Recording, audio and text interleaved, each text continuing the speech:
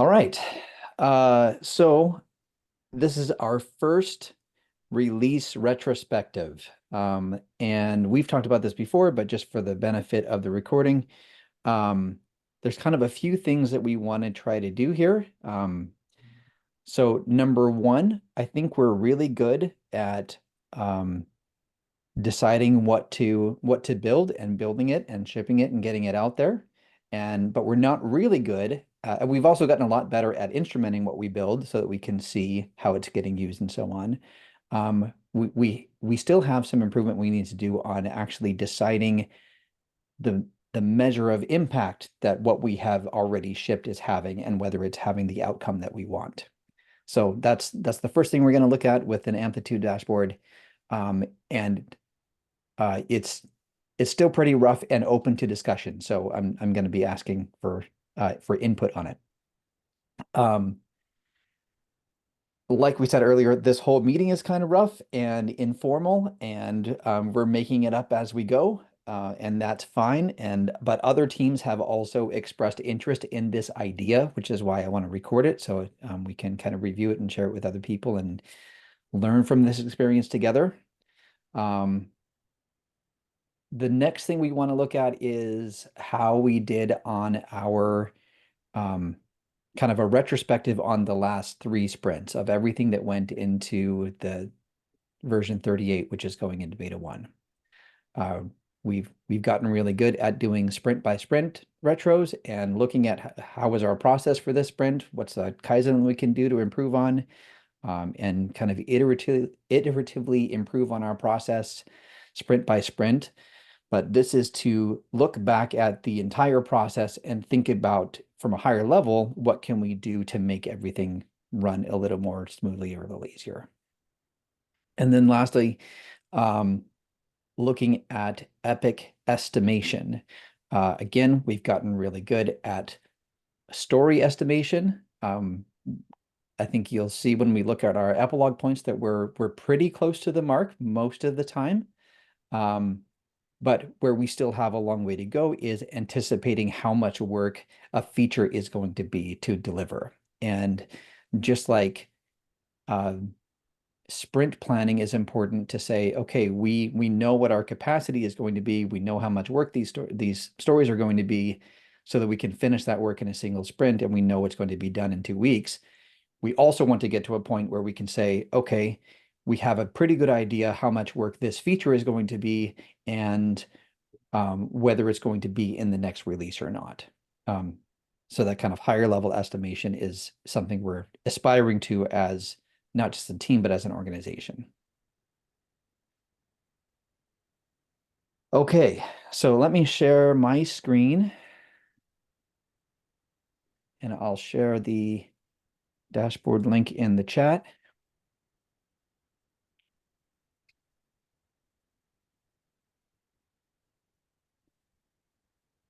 So you should be seeing the dashboard. I don't see my screen highlighted in green like I usually do. Is that what you're seeing? Yep. Okay. You're good.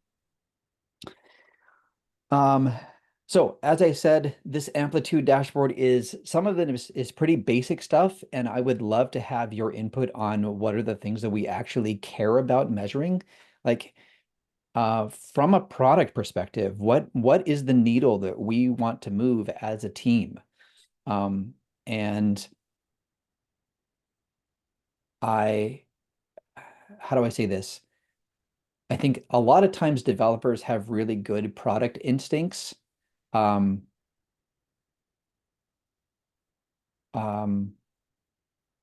but either aren't asked for them or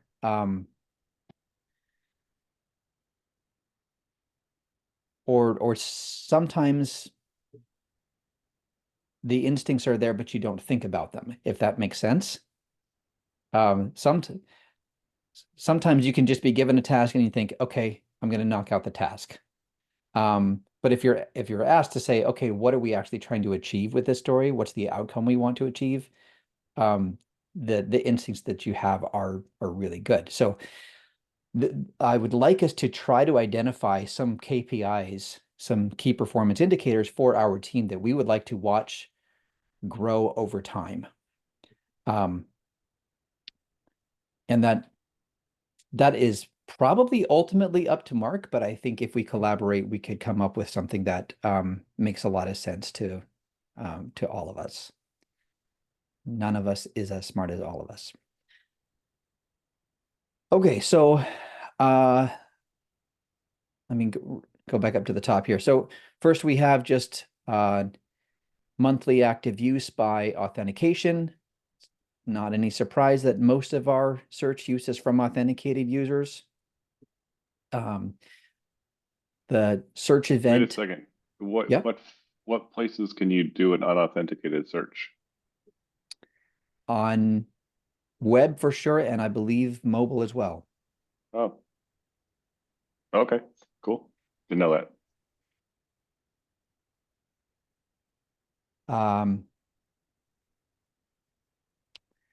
Search events by platform. So no surprise that desktop is the highest.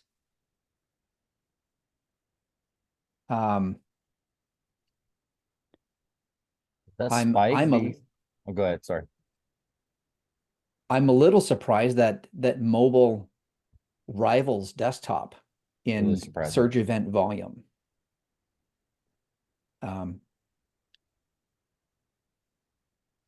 Maybe I shouldn't because we have a lot of daily active users on mobile, but the mobile sessions tend to be shorter and less in-depth than in desktop, and they tend to be more casual users. We see a lot of spikes around on Sunday where people are opening up their mobile apps to either preach from or just follow on the service, I assume.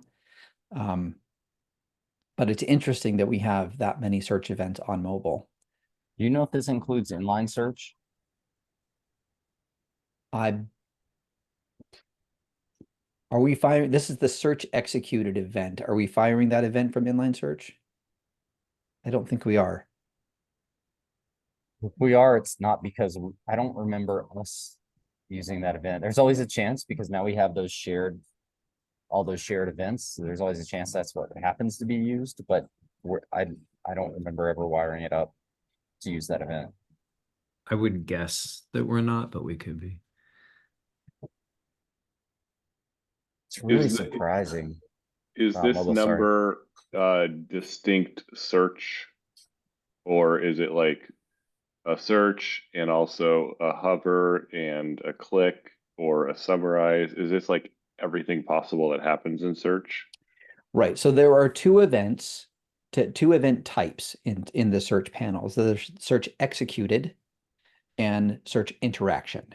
Uh, So this is only searches executed. oh, okay, cool. That's a lot. That's a lot. Over 1 million for desktop. That's in a month. That's wild.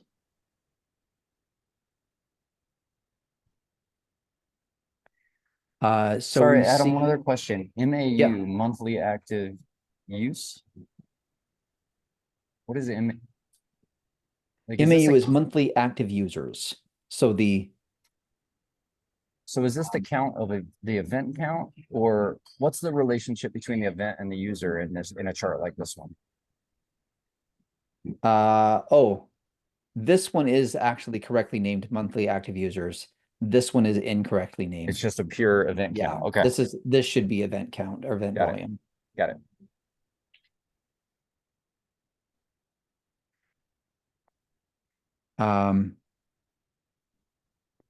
It's So here's a really The breakdown. mobile one is really surprising to me. I don't know what we do with that information, but and it's exciting that it's getting that much use. But I'm just, when I think about how you get to the search panel from mobile, I'm surprised that it's that high. But anyway, it's awesome. Sorry, go ahead.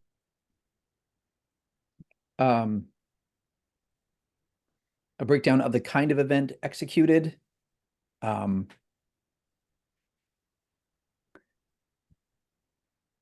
This is across all platforms. This is by unique users and by total event volume. I think it's interesting that we have roughly the same proportion of users who are doing Bible search and book search, but Bible search has the larger portion of use.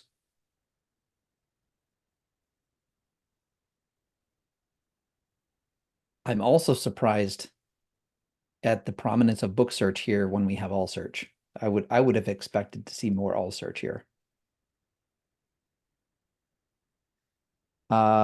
This is an event kind or a search kind engagement matrix. Hey, Adam, Yeah. I'm sorry. If we stop on every chart, maybe this will end up taking way too long, but just a random thought here. And I'm still stuck on the mobile thing. I'm going like, man, how are people using search on mobile so much? It'd be interesting to see the search kind of breakdown by platform. So I don't know if we could just have this literally just duplicate the same chart 3 more times and have each one by platform. But yeah, it'd be really interesting to know if people are using mobile roughly the same way they're using using on desktop, or if it's like totally different. And so whatever it's worth. I'd kind of, I mean, yeah, I don't want to create more work, but I'd kind of be interested on like the Android versus iOS disparity, or just the breakdown. And I also wonder because we have the thing in Android where the panels will refresh when you scroll away and then like you scroll back, like they'll rebuild and rerun a search or something. But I can't remember if we put in an analytic that detects that scenario and then would exclude it from your numbers.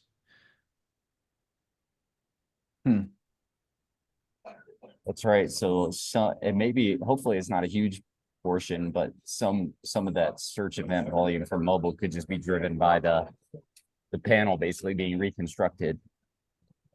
We did put some kind of analytic in for that when we were trying to decide, if we wanted to fix that issue effectively. And I think we decided, oh, there weren't enough cases. So maybe it's relatively negligible. Yeah, that's great. Those kinds of questions are exactly what I was hoping for out of this discussion. So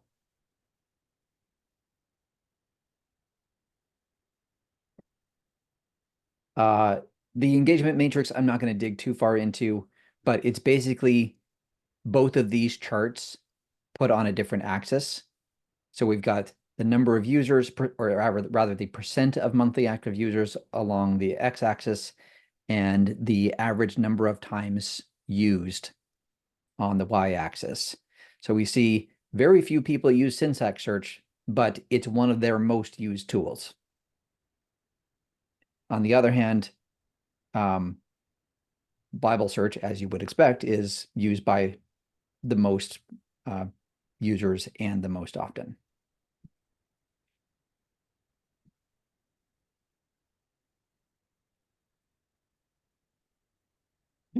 Factbook tag search, very few people use it, and they use it very infrequently.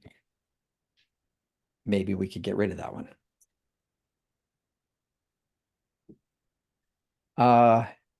Smart search. So I tried to dig in a little bit further on smart search, and I don't remember if I got to smart synopsis, because those are our newest tools and the ones that we hope will drive adoption for subscription. So this chart is the percent of people who have a license for smart search who use the tool. And it varies, but between 75 and 66%. Not sure what to do with that information. Do we want to try to drive that up somehow?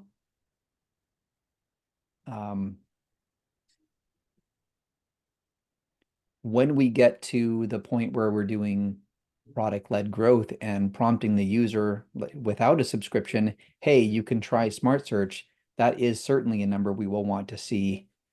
We want to push that number up and also see if those users are converting to subscribers.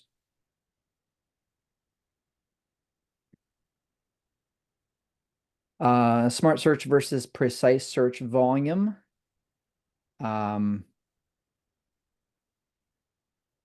This chart might be broken. I don't know why we would see an increase in lexical volume recently. So there might be some sort of property that didn't get transformed correctly in the amplitude event here. Isn't that just more people showing up after launch? Just doing more searches? Or maybe they're comparing. I mean, that's kind of what I would probably do if I was new. Try a smart search and see what it is on a precise and just be like, kind of compare it, I guess, maybe. I don't know. Yeah, that could be. New new users? You Kicking know the what it is? tires? I think it is. So this one is licensed users, and I believe this one is as well. It's been a few weeks since I put this chart together. So I think that would make sense that we have an increase in the number of licensed users. So therefore we would have an increase in event volume.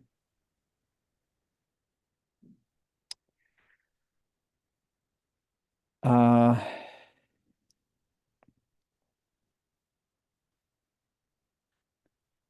don't remember why I put this query for what is. Maybe it was when we were doing that, Jeff was doing that case to try to figure out how to get better results for what are some passages about whatever. And we were spending a lot of time talking about that one resource.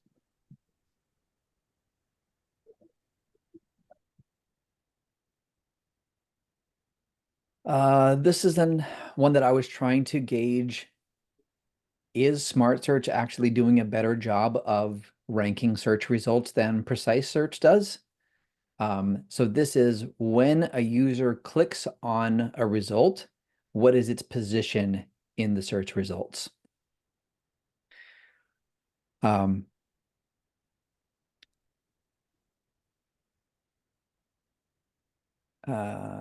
So this one is Smart Search. So a lower number is better, means the result they selected was higher up in the results.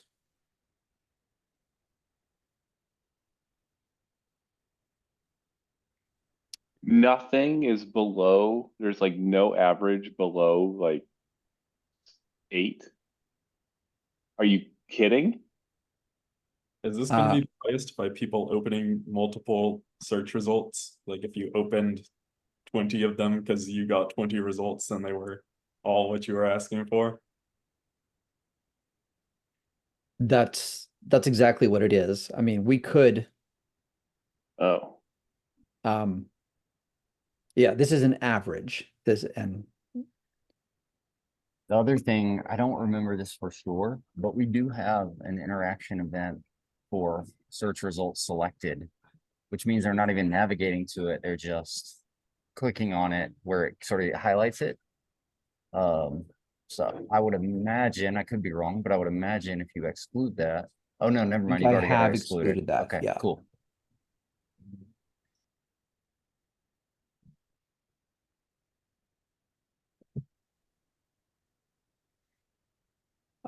Smart synopsis quality feedback. We don't get a really high volume of quality feedback compared to the number of smart synopsises generated.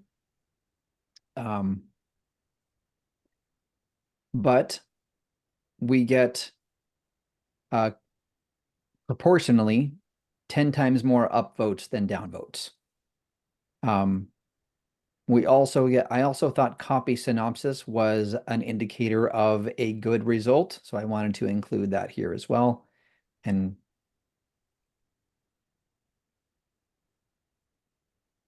That seems, I'm surprised. I don't know what to expect in these things, but I'm surprised by that. That's great because I would have thought like the time when people are going to take the time to give feedback is when they get some garbage back from the AI. And that's when they're like, okay, I'm going to let them know about this, So seems great. Is there a way to break that down by language to know if certain languages are struggling or if the prompts there are weaker?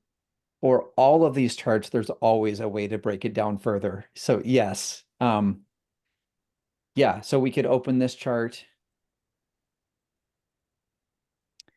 and we can segment by language. Which makes it a lot harder to read. Then you get cultural biases. Spanish people are much kinder.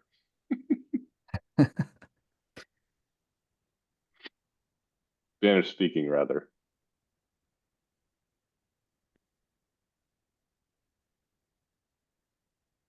But yeah, that's a good call out.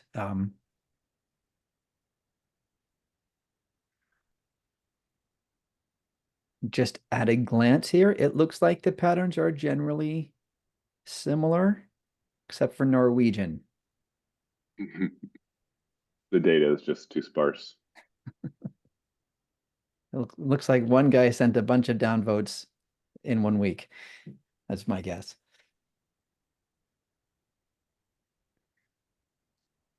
Anyway, good question.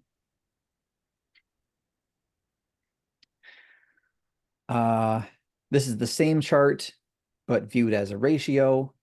So 80 to 90% positive week to week. That's the one that And- you don't need to do it now, but this is actually the one that you would actually be readable, like legible if you did it by, if we had this by language, you know? Sure. Yeah. And it's also one that would be a candidate for a KPI, right? This is something that we could monitor over time to make sure that it's not degrading. Yep.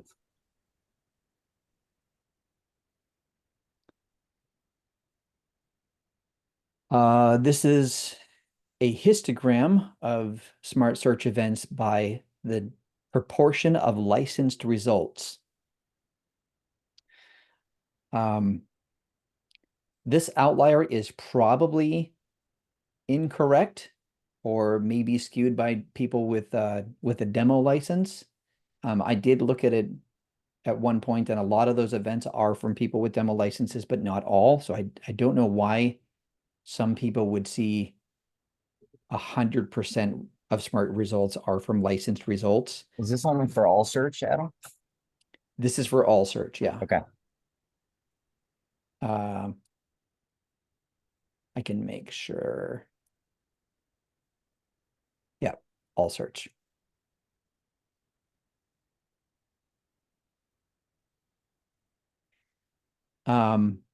Wait, is this what we want? Like most people have the like 75% or more unlicensed resources? That is correct. Eh. And if you remember, as we were coming up to version 37, we added that snippet at the top of all search results that says, if you want to search only your Yeah. licensed books, switch over to book search. This is Yep, why. Yep, The okay. data in this chart informed the decision to do that. Okay.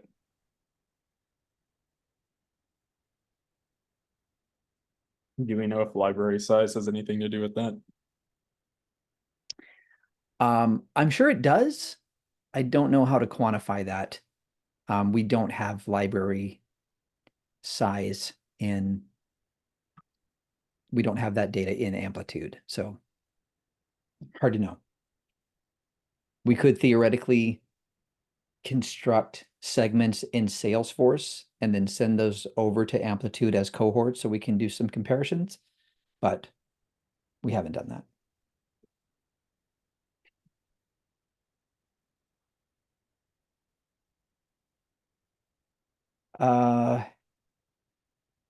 The vast majority of smart searches are single words, which is consistent with search patterns that we've seen in the past.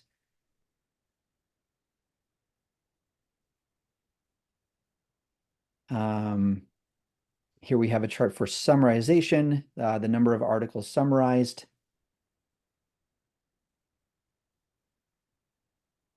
And this is one I just threw together the other day for what are the most common views that people use in Bible search. So are they looking at grid view, align view, list view, etc.? The data on, that's right. I was trying to find out how many people use fuzzy Bible search because of the smart Bible search changes we're going to make to that. But since the event is search executed and we don't actually execute a new search when we switch views, this is only capturing the view that was selected when the search was executed. So partial data, I would call that for answering that question. Okay, so you guys have brought up some great questions. What are some questions that you would want to answer that are not answered by these charts?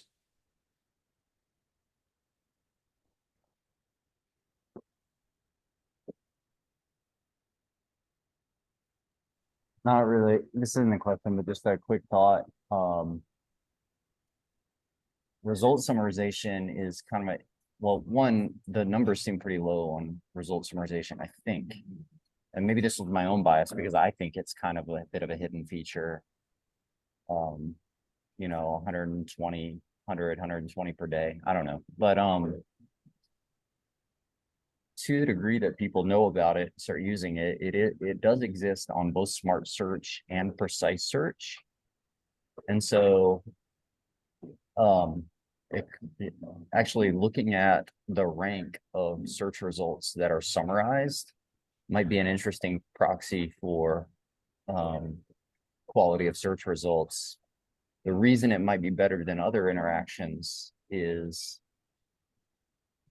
maybe because, like with other interactions, like maybe they're not like a lot of your top results, as we just saw could be from locked resources.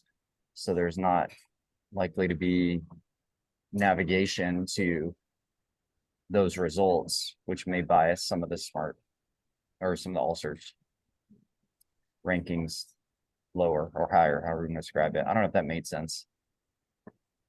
And then one other thought, unrelated to that, I'm surprised to see that so the single word searches aren't necessarily, like, of course, the searches where we're getting the same search from multiple users are going to be single words, because the more words there are, the less likely that people are searching the exact same thing. That doesn't necessarily mean that people are using smart search for a lot of single word queries. You know what I mean? Like, I guess I'm thinking, like, it's not ideal to do keyword searches in smart search. Like, the whole point of smart search is to, Right, you know, allow you to use. Yeah, more there's probably regular a language. very extremely long tail of searches that are very unique and longer. Yeah, And so if you pile up that long tail, it's a big long tail. Yeah. Okay. Yeah, that makes sense. I initially was thinking like, oh, it's weird that we're getting all these things, but it makes sense that those are at the top of the list. Okay. So that might be an interesting chart if you want to, or you just look at that once. Take all the single words and how many of those are happening in a time period. Yeah. And single words and double words maybe. And then compare that to the number of like everything else.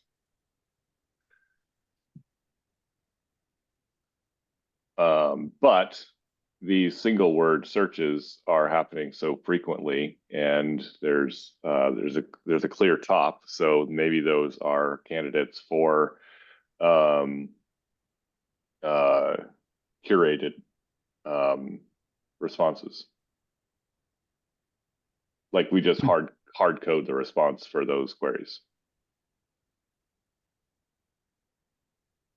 That sounds like cheating, John. Not sure. Absolutely. I don't have any problem with that. All the search engines do that. As long as we don't put ads, I'm fine.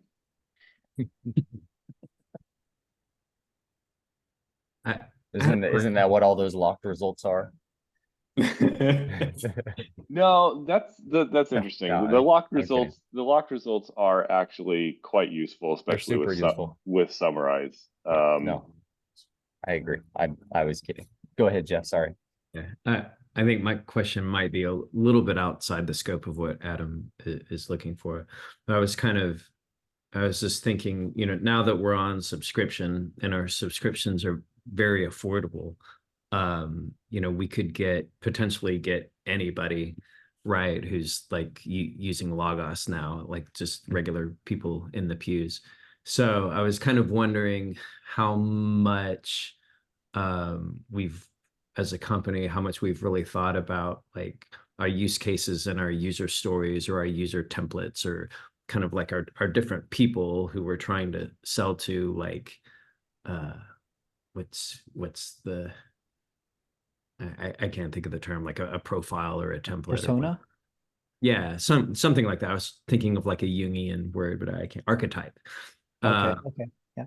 What's like our user archetypes, and then do we have analytics that might sort of give us a look into how those different archetypes are using the tool, and like, are they getting satisfied, that kind of thing.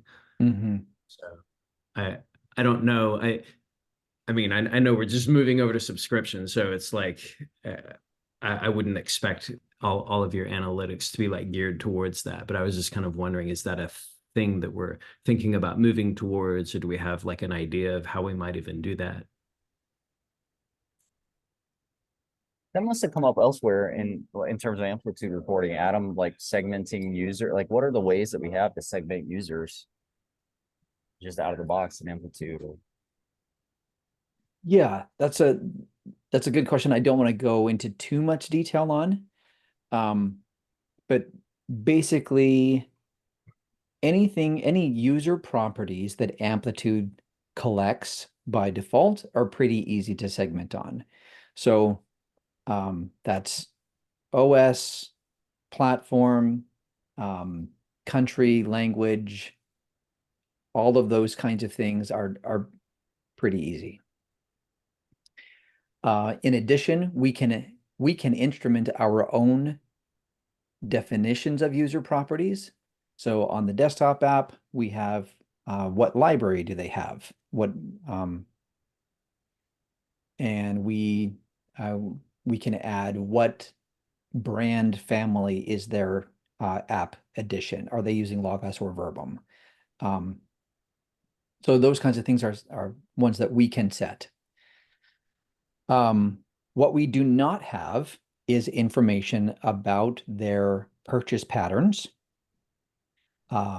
their, like I said before, library size, anything, what they have licensed, and their persona. So what you called architects or archetypes there is what marketing calls personas. Now, we do have that information in other data sources. Obviously, we have all our whole commerce engine and business desk that says this is what they own. And that all gets piped into Salesforce. So we do have integration between Salesforce and Amplitude. So any user segment that is defined by those attributes in Salesforce. So we can say library size, we can use persona if they've self-identified with our survey. All of those kinds of things are available in Salesforce. We can set up a targeting segment on those attributes and sync that to Amplitude as a cohort. There's some nuances there that I don't want to get into, but we all of that to say, it's not always simple or easy to get at that information, but it is possible. Yeah, And the questions you're asking there, Jeff, are the right questions. And a lot of people are also asking them of how do we know that this person is getting satisfaction out of it? What's the difference between a person who is a casual user, who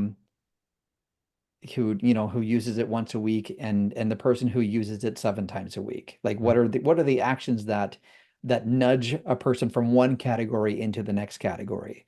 What are the actions that are precursors to making a purchase? Like all of those kinds of things are exactly what the if you've heard of the what do they call it? Onboard, train, and retain team Mhm. is a cross-functional team that is asking all of those kinds of questions and trying to get people to take those actions that we think are leading indicators of making a purchase and continuing to subscribe and reduce churn.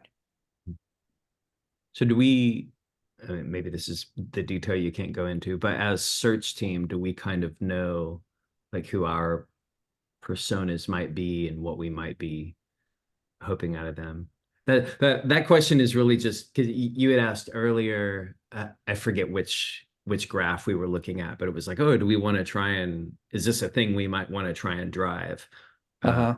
You know, and it was that question that led me to the questions that I'm asking now. So we don't have to get into it, but Yeah, and the point of this discussion today is just to start thinking about it. I don't expect us to come up with any hard and fast decisions here. But if we can start thinking about it and come up with ideas and recommend them to each other, to Mark, to the OTR team,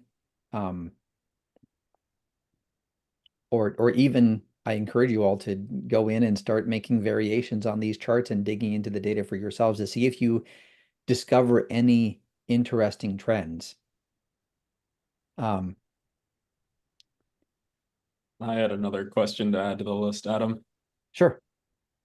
I'd like to know if there are any desktop features worth bringing to web. Some of these charts, like the chart at the bottom where grid search seems like it's maybe outperforming some of the other searches despite being desktop only. Like, is that a sign that we should bring grid search to web? What about some of those other search kinds? Would they be more popular if they were on web? Or are they so popular we shouldn't hesitate to bring them to web?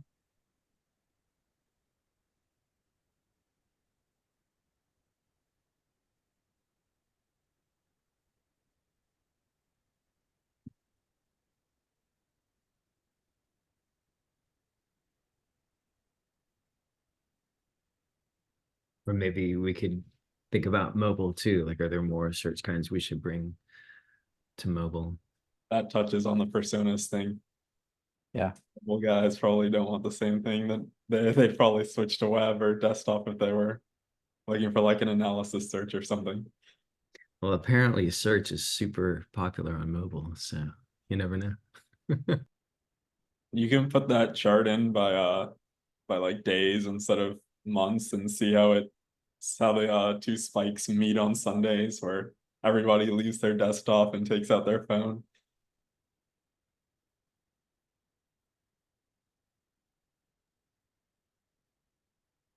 A button on mobile, continue later on desktop.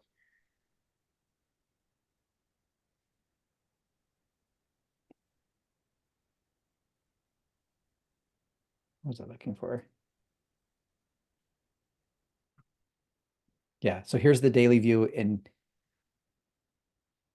oh, this is interesting. I knew that there were peaks on Sunday on mobile. And I did not corresponding know that there were on desktop. corresponding dips on desktop. Yeah, it's so I interesting. wonder if it's the same users. No, it's the pastors who are preaching instead of Hopefully looking. they're not in the pulpit trying to figure something out, searching for something. And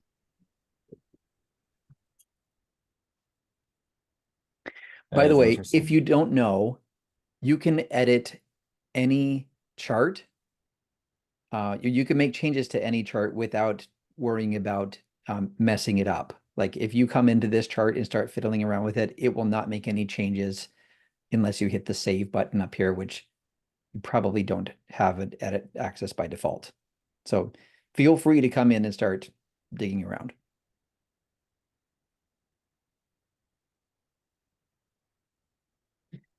One other thing that's not addressed in the dashboard, and I don't know if it's something that we need to monitor on an ongoing basis, but I think it's interesting, is interaction with all search cards. or something around the cards in all search, which I already know is really low. I already know that we don't do a good job using those cards to actually surface relevant information. If and when we have any initiatives to improve those, then obviously then it becomes a KPI for us to monitor more closely. But for now, it's probably just good to have somewhere at least where we kind of know, like, yeah, you know, question and answer card is almost never getting interacted with, probably because it's never bubbling to the top or whatever, like those kinds of things.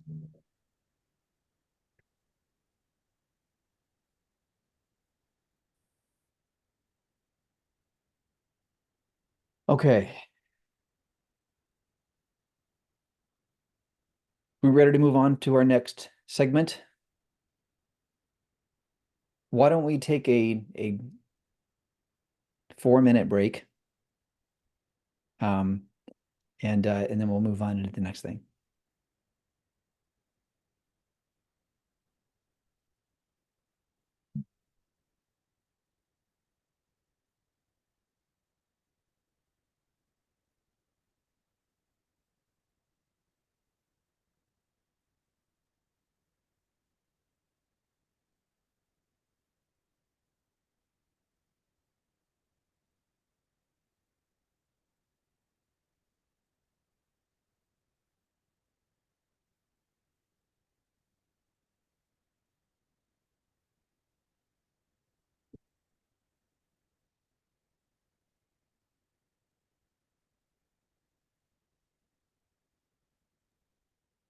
Well, taking a break.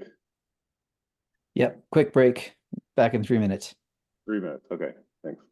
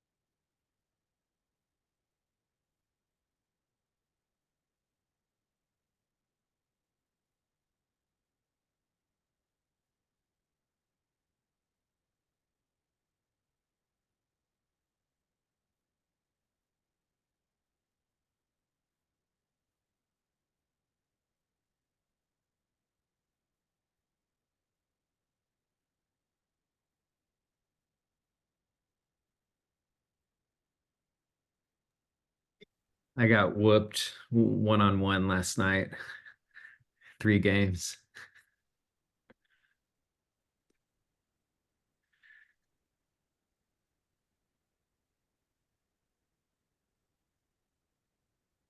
Oh, you didn't even hear me. I was saying I got whooped 1-on-1 3 times last night. But he's a better player than me, so I was glad I even just kind of like hung in there with him. That's a good workout playing one-on-one, isn't it? Oh yeah, it was. Yeah. I mean, by the end, it was just a matter of just like pure willpower. It's like he can take that shot. I'm not chasing him out there. Yeah. I don't play one-on-one much, but I randomly played the other day. I was just working out, and there was a guy there with he was like shooting around with it, like he had his son shooting around. I think he had like a 12-year-old son, and his son was getting shots up. His son was really good. And the guy just like was like he was in khakis and tennis shoes, but he looked really, really fit. And like so he called me over. He's like, "Hey, you want to go one-on-one? I want to get a workout." And I was like, sure, like, okay. I don't feel good about getting beat by somebody in tennis shoes and khakis, but all right, let's do it. And I was right. He was really good. And I was like puffing and puffing hard, like, because it's just been so long since I've done one-on-one. You just gotta like, there's no rest. You can't take any time off when you're going one-on-one against somebody, right? Yeah. I'll just dribble like waiting. Just kill some time. Yeah. Right. Yep.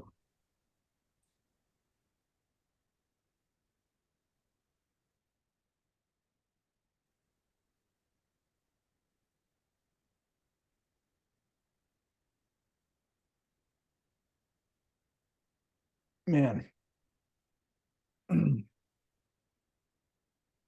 I've either had too much caffeine or not enough, but I've got a headache today.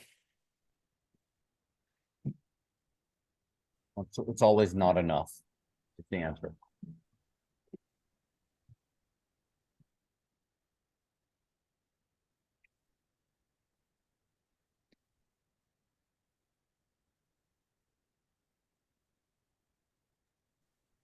Adam, or whoever is going to run this meeting in the future for future reference, if there was specific break times that were known, then I could like schedule pickup for lunch and not just pop out of the meeting. Good feedback.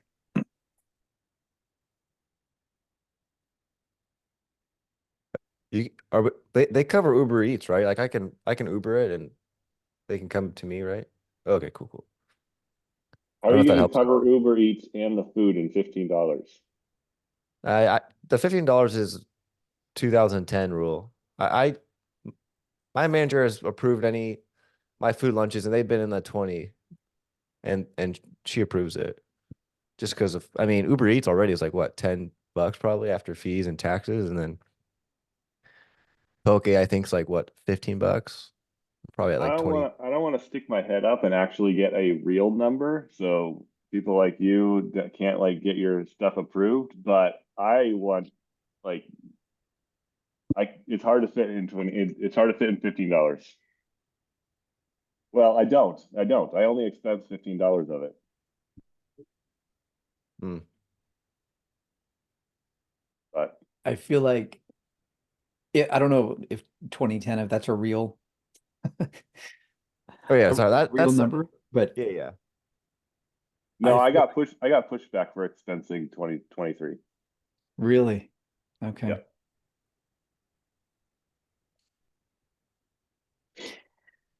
Anyway, okay, I'm gonna start the recording again if we're ready to go.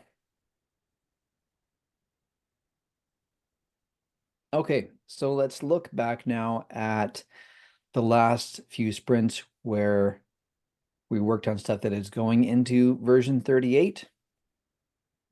So here's our timeline in Jira. The orange line is where we are today. So I had a little trouble deciding what counted as our version 38 because our sprints don't line up exactly to the version release cycle. So what I did was when I defined the query, I just had anything in these 3 sprints or in the last resolved in the last 6 weeks. So you'll see that there are some that have been resolved even just like yesterday. So we had lots of things going on here. We had a little bit of wrap up on the dashboard card. We had that drag and drop issue, remember? We had a little bit of wrap up on the outdated results, which I don't remember what that last case was about. Main things we accomplished were the full article view from locked resources, which we also split out some work for improvement to that limited preview, just kind of baseline functionality. We added platform tabs from Zendesk. We had a prototype in here, and then we started work on the video preview, but that obviously didn't make it into version 38. It didn't make it into version 38, but when it comes time to bug bash, it is on the, it's shipped on the web app. So Right. we can do Right. it there.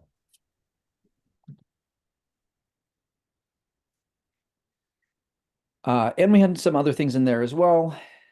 Here's the query of all of the 44 issues in the last 6 weeks or in those sprints. So we also had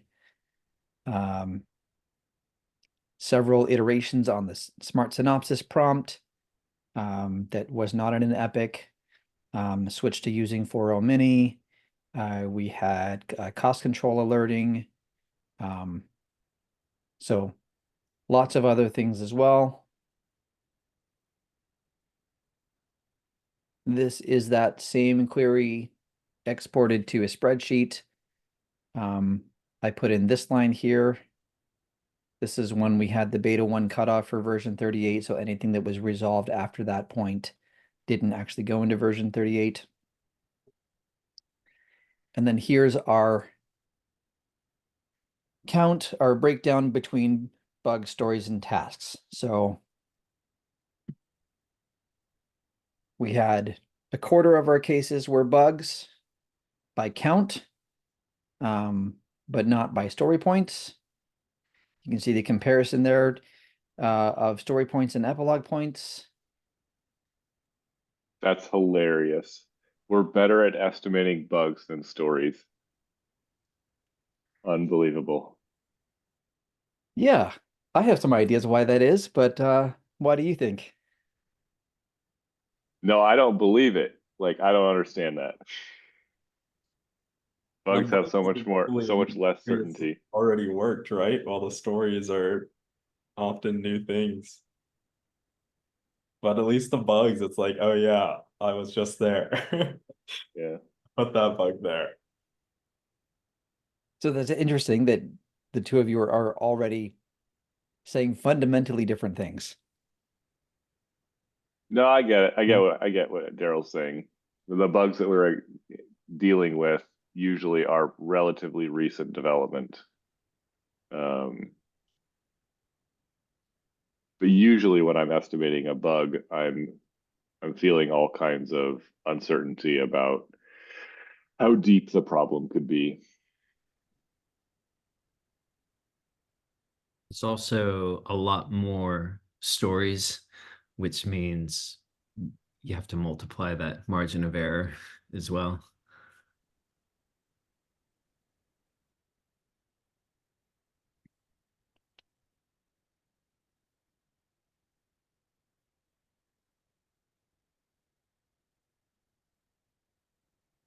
I think another important reason is it's not always true, but bug cases tend to be smaller in scope. It's easier to have more precision in estimation when it's a smaller one to begin with.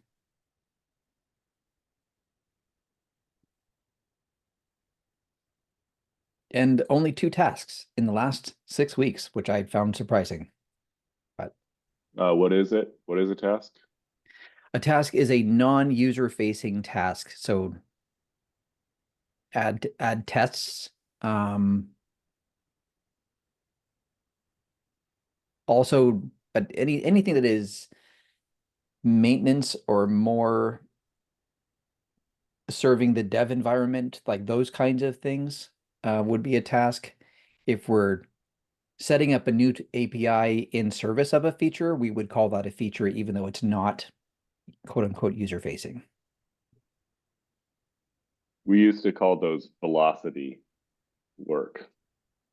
Because that it facilitated actually doing the bugs and the stories faster.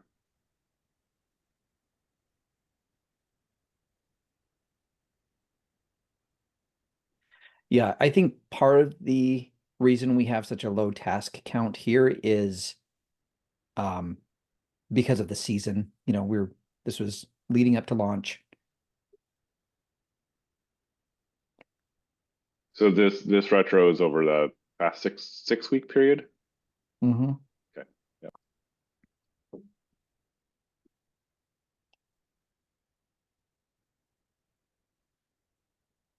Yeah. So something I know Ronnie and I have talked about. I don't remember if we've talked about it as a team, but we'll need to consider how do we balance our work for quality of life improvements. And by that I mean developer quality of life, or what you just called velocity work, John. Maintenance tasks, those kinds of things. We are moving into a new reality where we don't have the launch year and off launch year to alternate between that kind of feature work and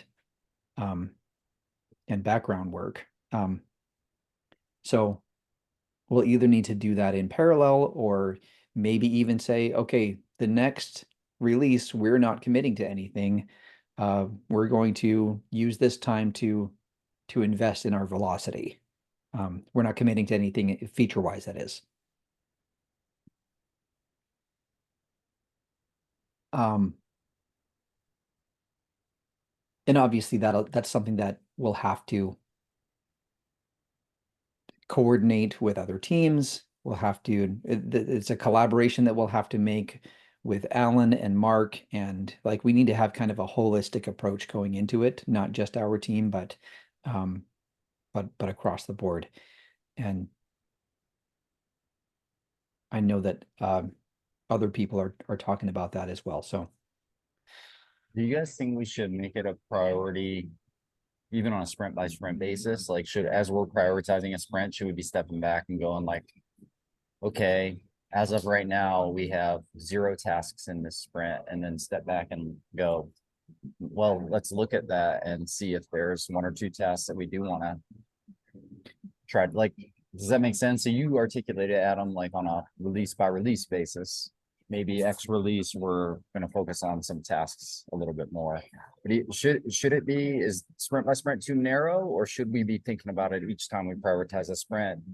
Look at the mix of stories to bugs to task, and at least ask the question like, hey, should this mix be different than what we've got here? We have a chart like that for bugs, right? No net new. No new bugs. We could do a no new tasks too. And just do the task cases as we create task cases.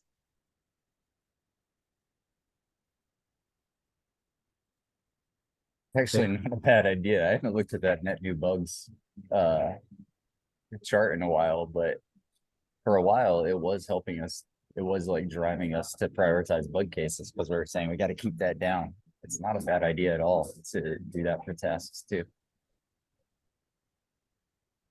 That this isn't, hopefully this doesn't come across negatively, but the kind of the retrospectives that we have of like the start, continue, stop, I find that those don't trigger my brain to think of like little pain points as much as I think maybe the previous names that we had. I can't remember what they were, but they were more, the names were a little bit more subjective, kind of, I don't know, but they, and I think sometimes, at least for me, maybe that's like the retrospective is sort of a good moment for me to reflect on, because I have a pretty high pain tolerance for like just putting up with stuff as a developer, but during retro, that kind of gets me to think a little bit like, man, what was really kind of a pain this week, and like, is there something we can do? And sometimes just mentioning it in the retro, somebody else will have an idea as well. So maybe that could be one thing to like trigger more task type of work, is like, hey, what were the things that like we could improve on? So wow, that was meta, Jeff. Let's have a retrospective about our retrospectives. Yeah, I like it.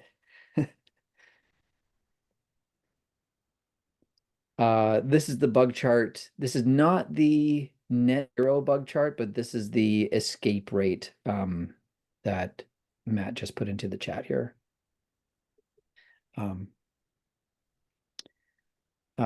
But Jeff, that's really good feedback on the retrospectives, on just the words that we use there. Putting you in a different mentality. So that's something that Anna and I can talk about.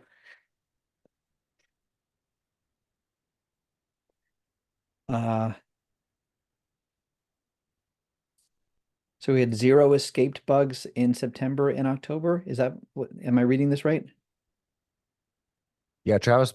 Travis pulls the data, I believe it's either every other day or it's the end of the week. So it could be missing some recently, but last I remember talking with him, he pulls it pretty often though. But that's also only counts for priority too. So if it's like a low priority bug that was actually escaped, it wouldn't show up on this dashboard. Should we wait one more day to do our bug bash so we can make it through October? Maybe I don't understand what the chart means, but is this the number of bugs created or created minus resolved? It would Is- be anything captured. So yeah, created, and then that shows anything captured.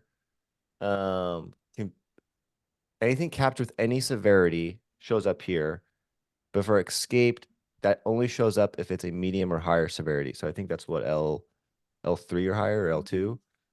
Okay. L3, I think. L3, yeah. So we only had 2 captured bugs in September? That doesn't sound right. Yeah, it's a little low. But what was the other month? October, 0 escaped, 0 captured. So I think the data might be wrong here. Yeah. Yeah, I'll check with Travis. Unless I just don't understand what it's trying to do.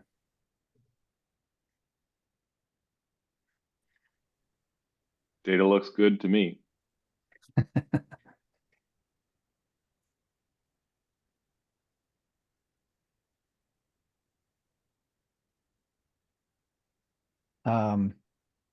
Yeah, I don't know how far down this we want to go, but one thing we could do in a retrospective like this is look at the number of escaped bugs and their bug cause category.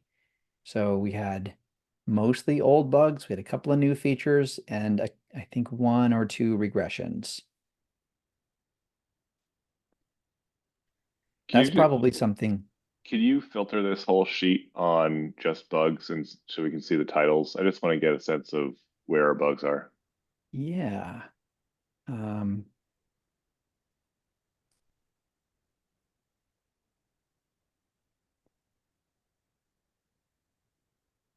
Where's the, make this a table. There.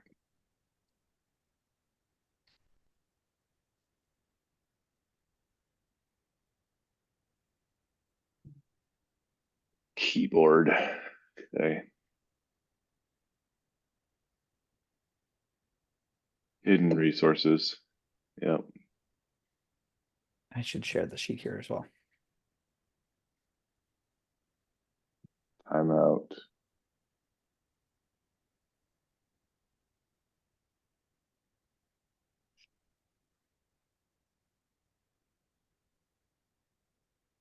Would it be useful to do this kind of bug analysis on a sprint by sprint basis and in retrospectives? No, Would like that be- this is not that many bugs, and I'm kind of looking for patterns right now. Yeah. And I need I need more content. Yeah, so it looks like we're like UI. We're most of these are kind of top of the stack. Hidden resources wasn't, question mark timeout wasn't.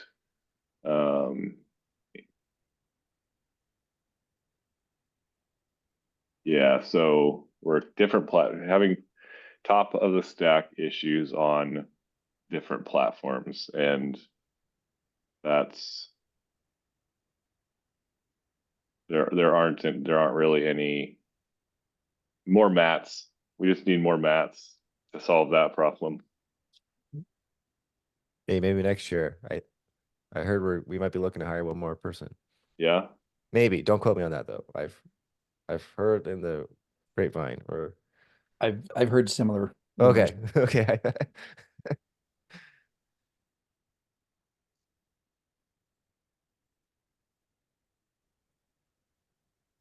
Hidden resources and precise search. That's the kind of thing that slips through the cracks because we developers aren't power users of the software, so just don't notice.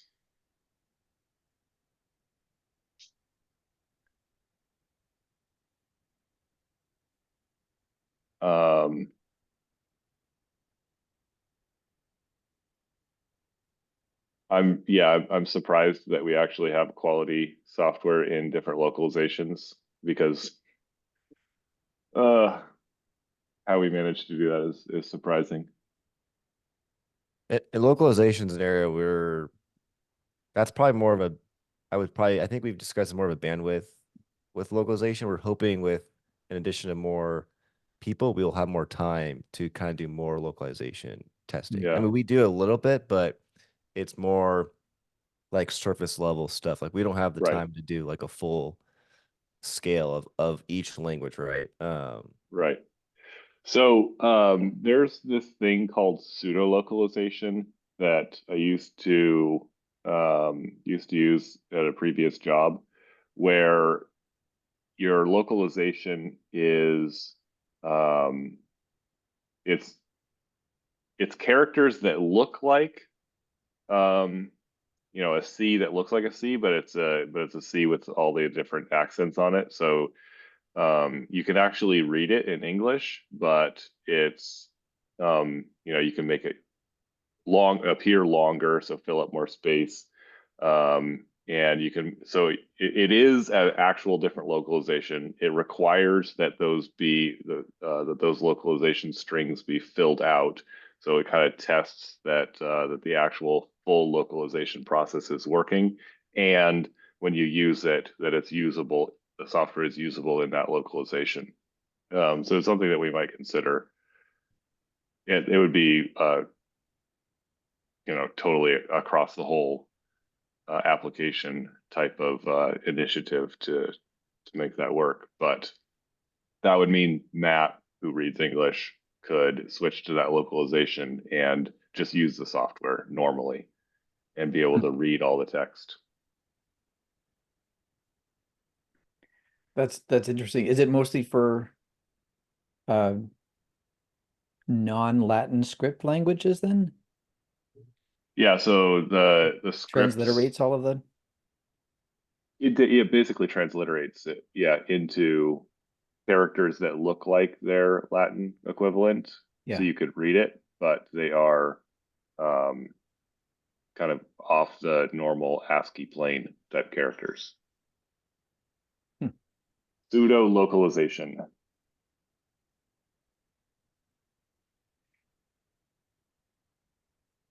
That's interesting. Okay. I didn't want to spend too much time on the big picture list here, but is there any other observations we want to make?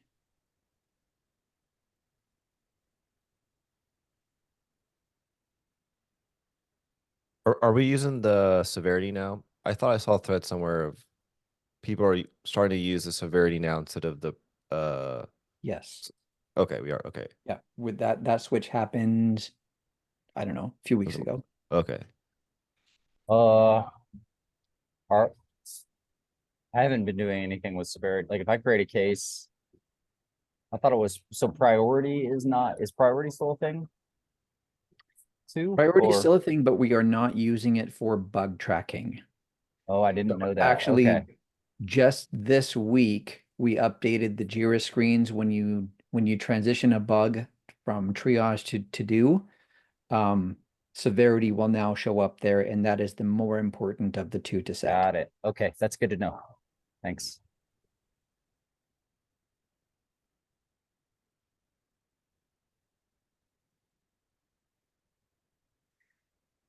All right. John is stepping out. So the next portion will be looking at our epic analysis for the features that we worked on in this period. Do we want to keep going here or pause? And I don't know what our lunch plans are. We could pause now or we could pause later. Yeah, I think it'd be a shame to do, because this is probably the most important thing for us to all see, is my guess. Like this, I see a lot of red there. I think you know why. So maybe we pause, give everybody a chance to get some lunch if you want.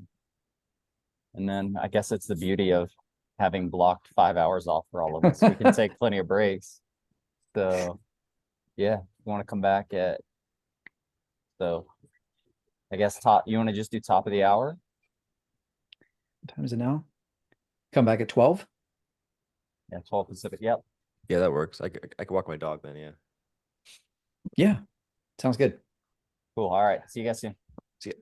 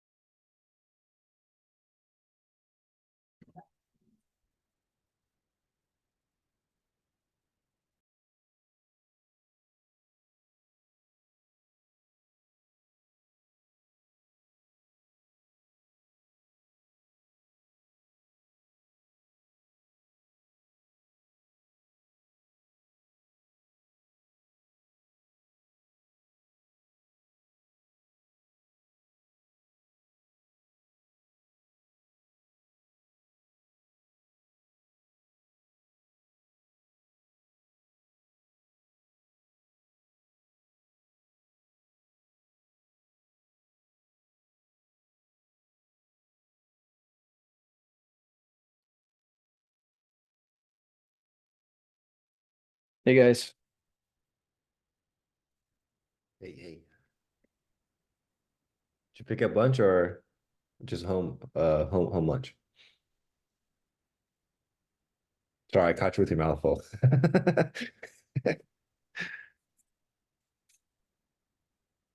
No, I'll just have some leftovers today. Nice, nice.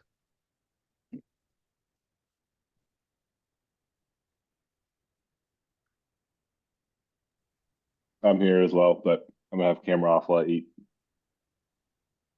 Cool.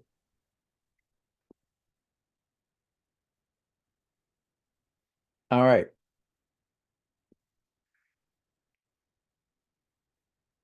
Make sure I hit the right button here.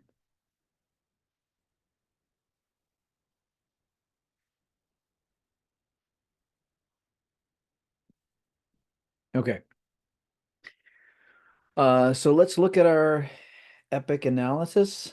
We did this once before, but we're not very practiced at it. So there's probably room for improvement and iteration here as well.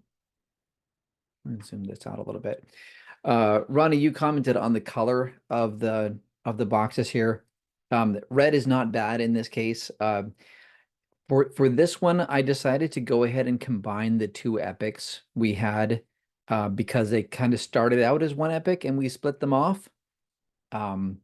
So the red is the epic we had to implement the article preview using the new preview UI and then add that full preview to Help Center. And then the green is the epic that we split off for kind of baseline improvements to that view. Got it. I had assumed that red was gonna be, I remember last time we looked at cases that we were somehow able to distinguish between the cases that we had created sort of up front and then the cases that we added in later. So maybe it's that we created, but I remember realizing like, oh, our biggest issue in estimation is actually not story points on an individual case. It's not recognizing on an epic that, all these cases up front, that all these cases were going to be necessary. So it's more scope of the epic as a whole. That was, Yeah. Yeah. Yeah. So, that's what we're using. these were the cases that we originally had in the epic that all created on the same date. I think we added these before we started work on it. So we could call those original as well. And then everything created after that date is somehow got missed in our original estimation. Yep.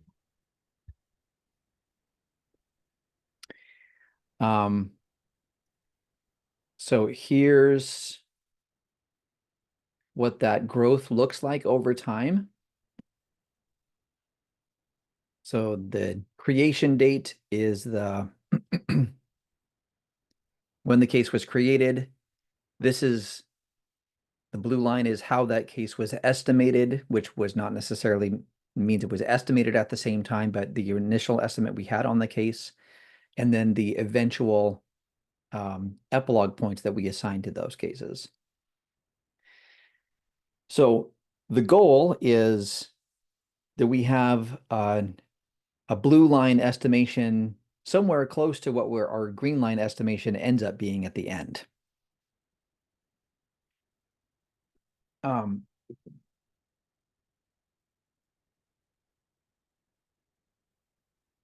that's a little bit different than what we're doing now. Like right now we're just using the sum of the cases, whereas if we have kind of a rough estimate on the case, that's what I'm hoping that we can do by the end of this meeting is look ahead at our epics going forward. So we have, even accounting for the wiggle room for things that we forgot, what's our rough estimate on this epic?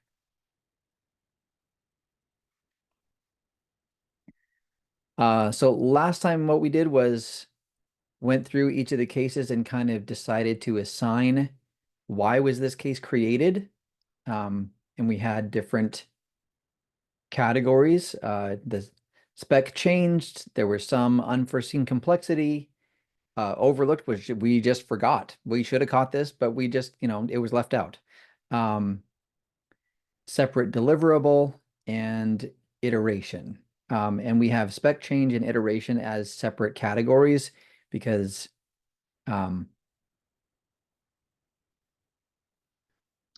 think the distinction we were making there was an iteration, a spec change is this is our original deliverable. We are changing the requirements versus an iteration is something is shippable as is, but this is a new iteration that we can deliver later.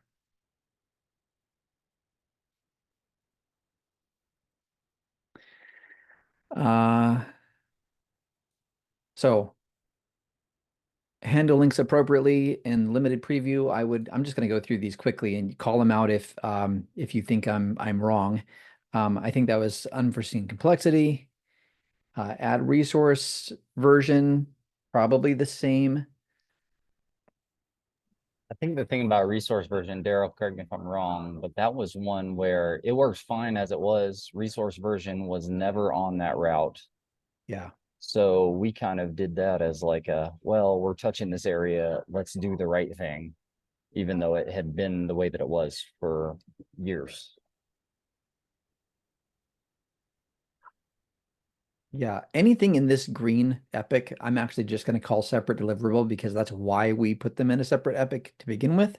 They were not strictly in scope for the work that we were asked to do, but because we were adding this new component to desktop, we thought it would be a good idea to go ahead and make those improvements at the same time.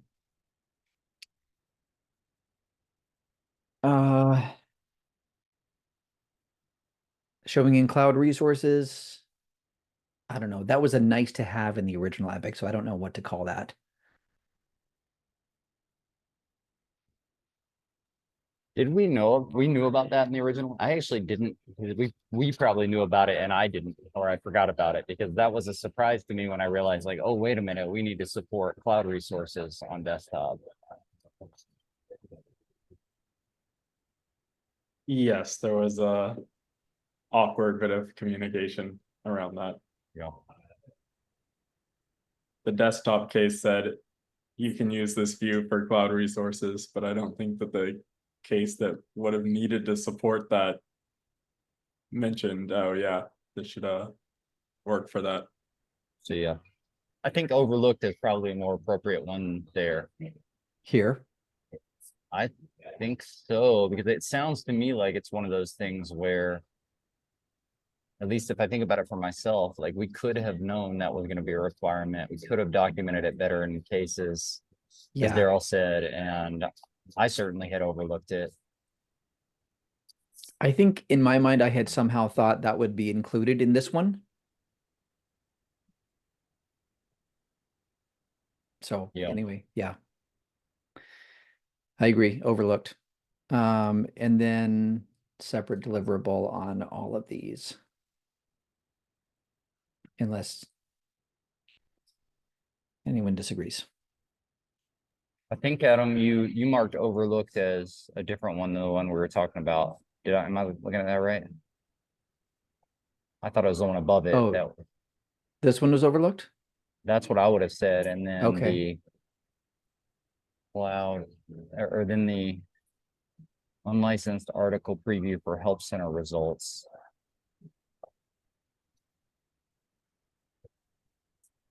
Yeah, that seems like, I don't know why that one wasn't already a case. Do you remember that one, Adam? Why we didn't create the web app version of that case? Did we potentially create a case and just forget to make an equivalent web app version? Maybe. Yeah, I don't know. Okay. That must be an overlooked one though, too, because clearly we could have known about that up front. That wasn't a scope change or anything.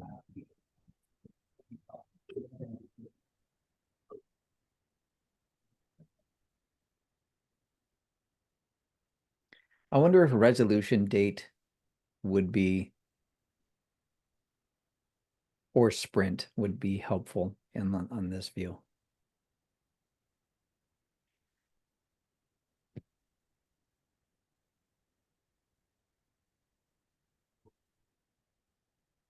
Okay.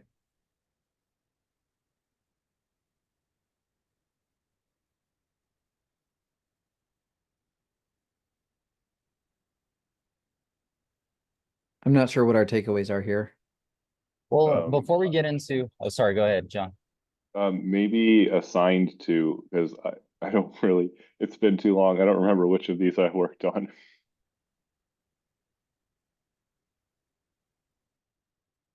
Yeah, okay.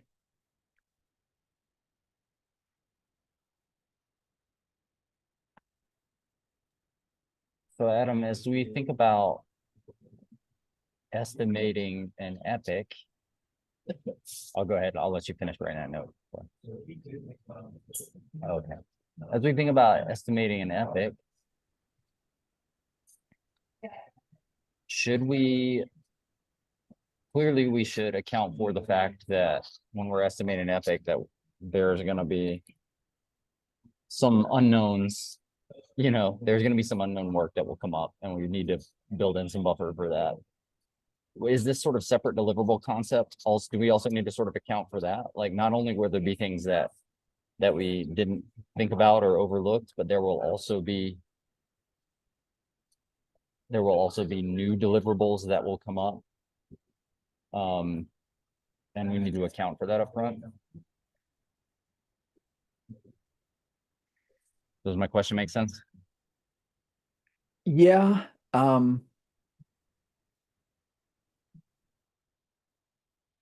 So I think we did the right thing here. I think we handled that correctly. In that we put them in a new epic, and the purpose of that was saying we can ship this without doing that work. And we made the decision, no, we're going to do that work as well at the same time. Like my goal with separate deliverable is to not be adding new deliverables into the same epic. And like we should not see that kind of scope increase over time.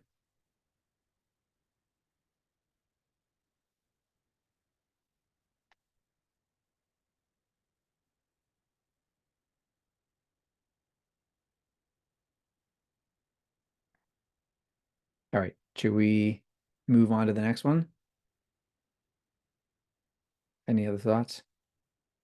Yeah, I'm not 100% sure what the artifact from this, like with this categorization, what are we hoping to achieve with it?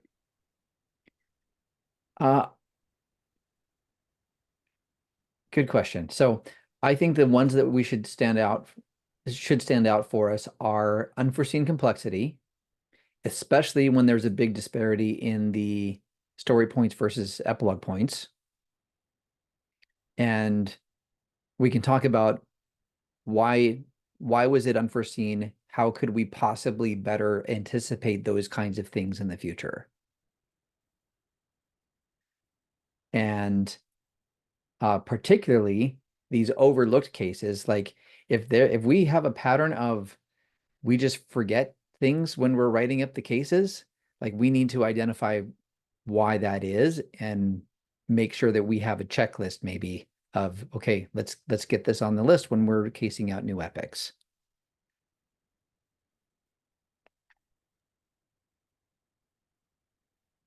So we're going to talk about that? Sure. Don't move people around teams. Let people learn their, you know, like after you've lived in a house for long enough, you can kind of walk around the hallways with the lights off. Mm-hmm. I'm walking around this house stubbing my toes all the time.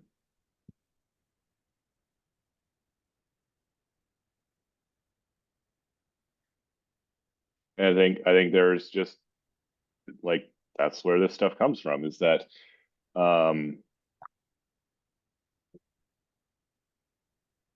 yeah, we're kind of in the dark and we don't know the hallways and where the doors are, and you know, figuratively speaking. think if I could kind of sum up my experience lately, it's been that I don't know what I don't know. So sometimes I've got a case, I I get in there and I work it, but then I might spend a lot of time just testing it. And then, but then getting set up to actually test that thing has been a complete pain. Like I'm kind of going through that now with what I'm doing. It's like, oh, I have to build this NuGet package. And then, oh, but to dig deeper, I need to make a NuGet package for that. And it's just like I would have had no idea, if someone wouldn't have told me about it. So I don't know if when we're looking at certain cases, maybe kind of knowing that, hey, John and myself in particular are going to be really like in our new houses, maybe it makes sense. Like we had talked about fleshing out the descriptions a bit more, but maybe also asking things like, hey, how are we going to test this? Like as a developer, how as a developer can I test this? And is there any kind of setup hurdles that I have to get through, and can somebody help me do that? That's just something that's been on my mind.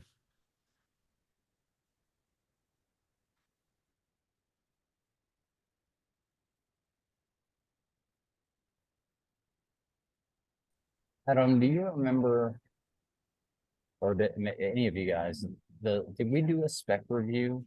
Surely we did a spec review for unlicensed preview, resource previews, right? Yeah. I was just thinking about, more specifically, I guess, about these three cases. The the showing cloud resources on desktop and the shared component. It was I at least overlooked it, and the only place I could see that actually coming up would have been where we wouldn't have missed it. Maybe it would be in the spec and in the spec review.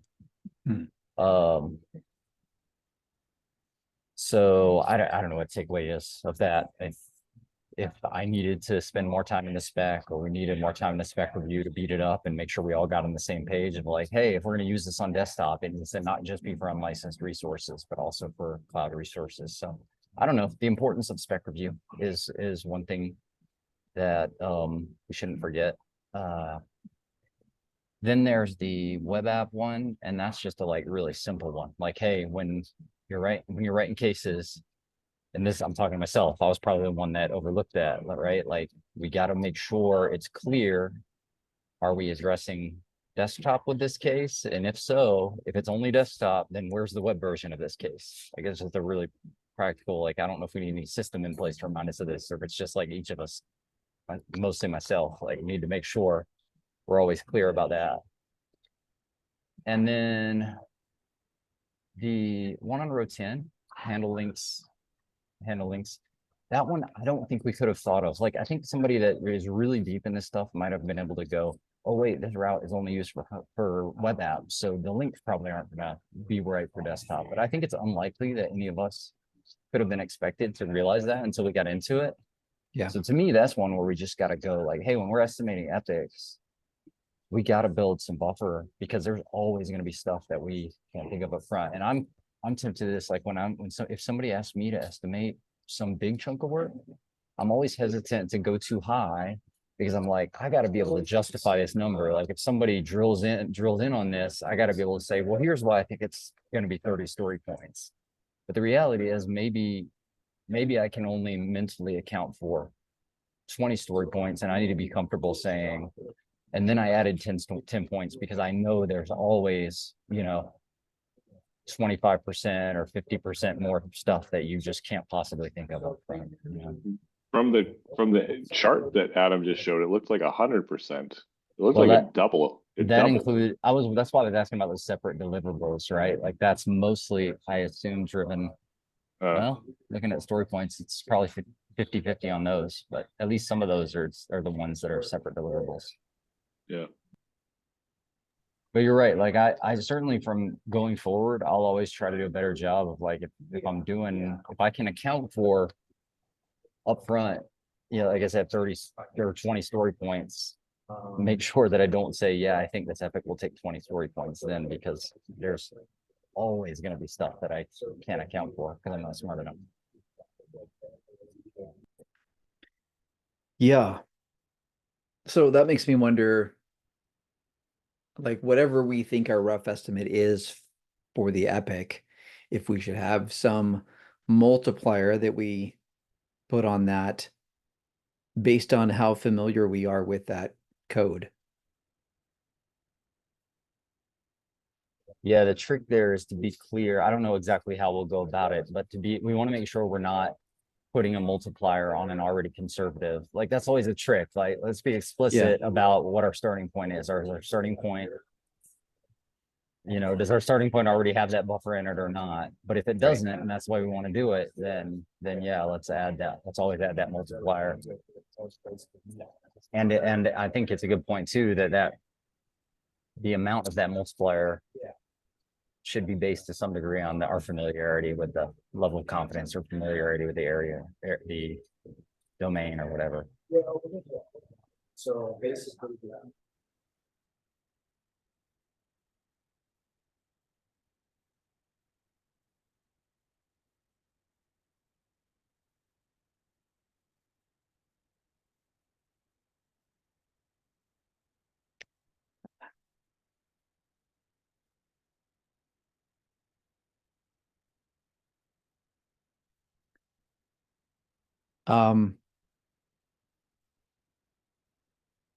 So account for unknowns or limit unknowns. So John, I know this is one of your favorite topics, is let's limit unknowns by having people who know it stay there and keep working on the same things.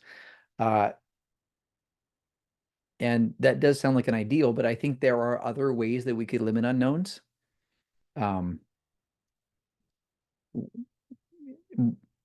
One which we did on this epic was go and talk to the subject matter expert.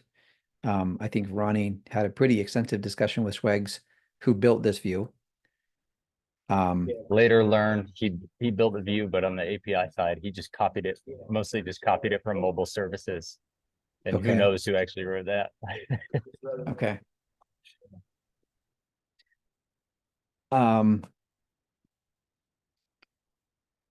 I don't know or don't remember how those learnings was shared with the rest of the team.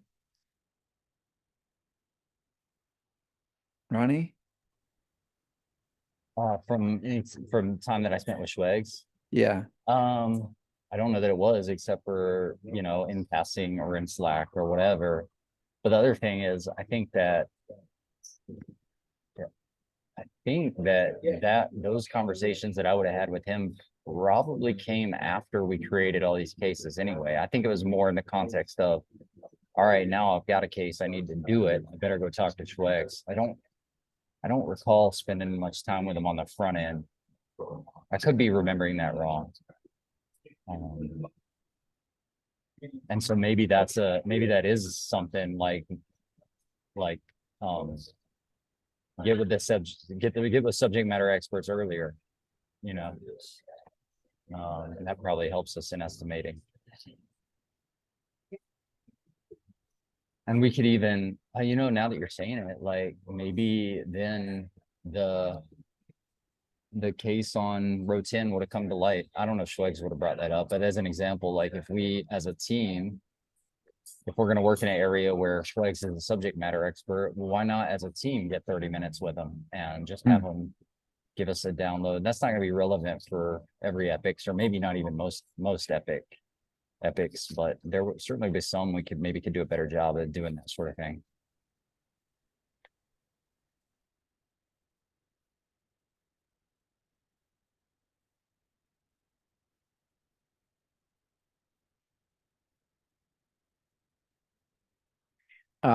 What about spike cases is another way to limit unknowns.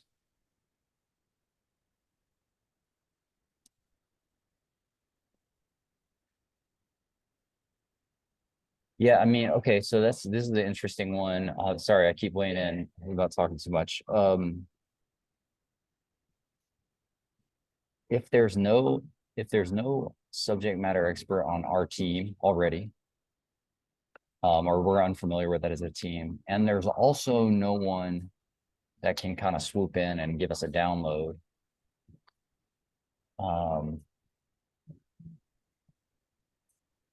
Maybe that could be a good practice. Like, hey, let's get somebody in the front end before we even try to, I don't know, write up all the cases or whatever. Let's give somebody a couple story points on the team to go understand it a little better, and then try to write up the cases and that sort of thing. I don't know. Sounds like a velocity task.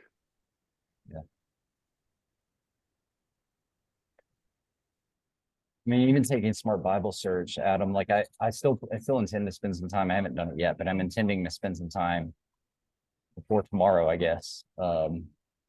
Not writing up cases yet, but at least getting a structure down of like how I think we should attack it. Okay. But even taking Smart Bible Search and getting from the spec to writing up detailed cases that are useful, and that takes a lot of time, and it's hard for me. Like I always have good intentions of like, yeah, I'm gonna do this, but like I haven't carved down any story points for them. And so maybe part of the spike case is just like investigate it enough to understand it deeply, so that then you can write well-structured, thorough cases. Yeah. And maybe it helps us to do that if we attach some story points to them as well.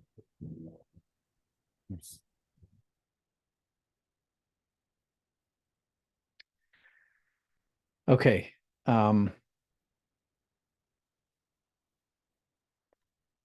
We'll definitely come back to that before we're done here. Okay. This one's pretty quick because it just had a few cases in it. I think all three of these were created before we started the work. This one, call that an iteration, came up later.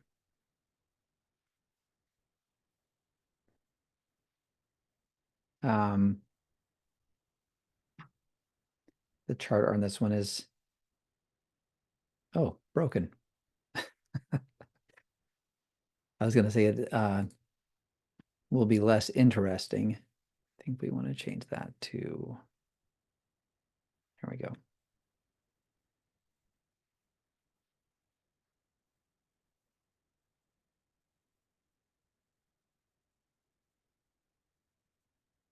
So these back here probably don't count as much because we started the work up here.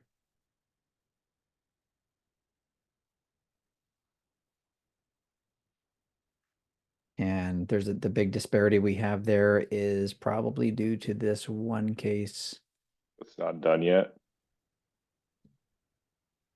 Yeah, that's a good point. Maybe I shouldn't count the not done cases.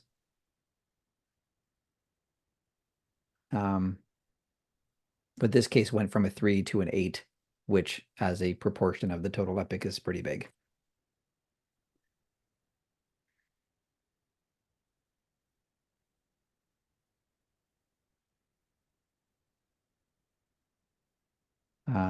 Anything we want to pull out of Jeff, was this? a lot of that case learning, or had your learning been done before that? And this was Oh, I was reflecting on something else. The index Zendesk articles with tab structure. Why did that one take so long? Did I not leave epilogue notes? Let's see. Nope, not on that one.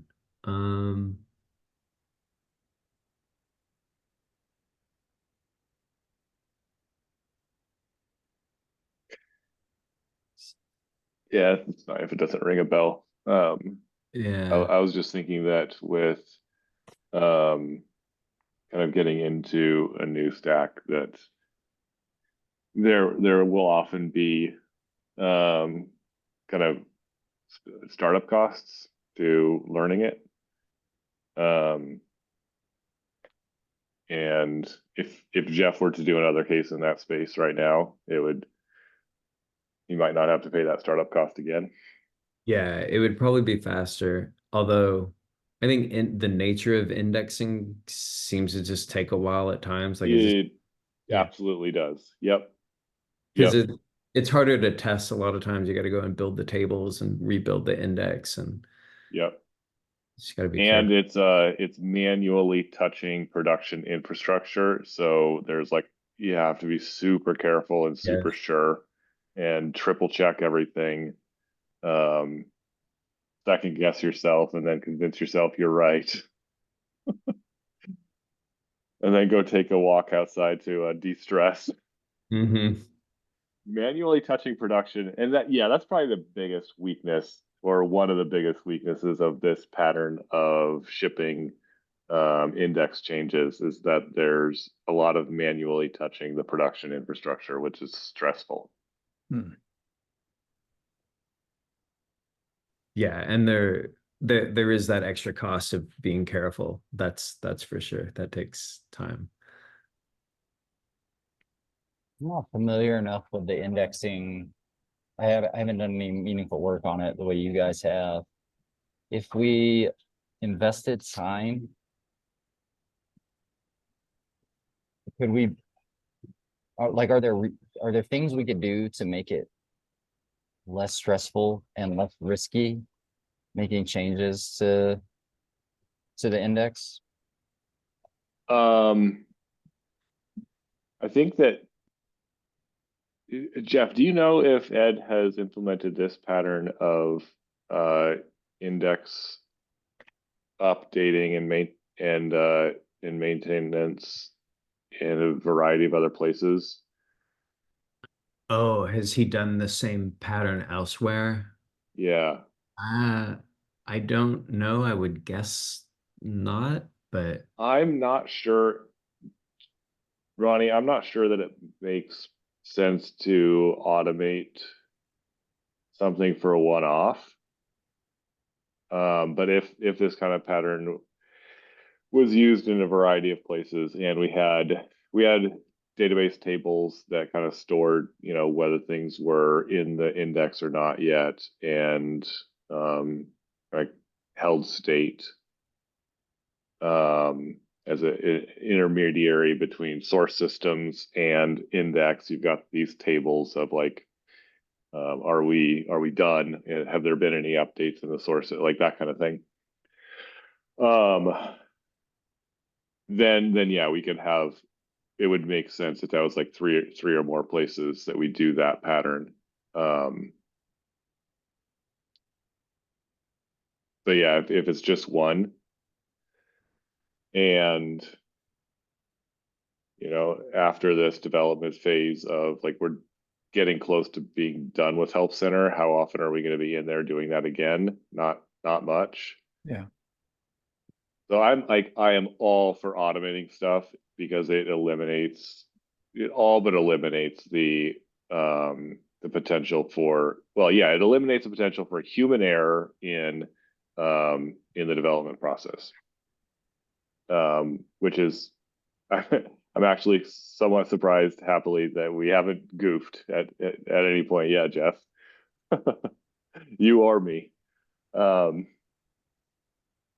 You said it eliminates that, but it's short-lived, the benefit, because Yes. we kind of stopped changing it. Right, that makes sense. Yeah.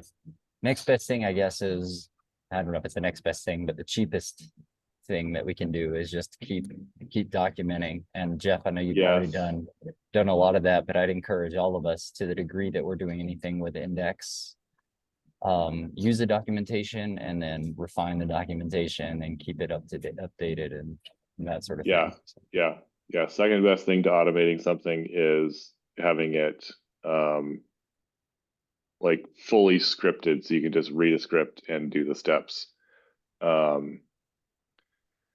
Because yeah, I 6 months from now will not remember how I did this, and I will have to go and learn it again if we're going to update the help center index. So we have an indexing case in our sprint right now, right? I don't remember if it's done. And we have an indexing case coming up in our next sprint as well. Or two. I don't think we have one in Probably. our current sprint. Do we not? Am I forgetting something? I thought we did because we didn't want to have two indexing cases in the same sprint. Or That maybe it's was- one that we already finished? I can't remember what it was now, but I remember the same thing that Jeff said. Index unrestricted media URL for non-courseware media resources. Yeah, it's that one. Yeah. That's the one that it looks like you finished that, John. Yeah, that's right. Felt like a long time ago.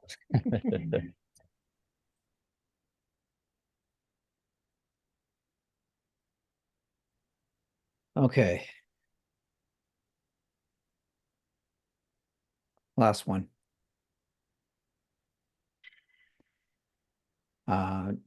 Viewing full unlicensed videos in or from Help Center results.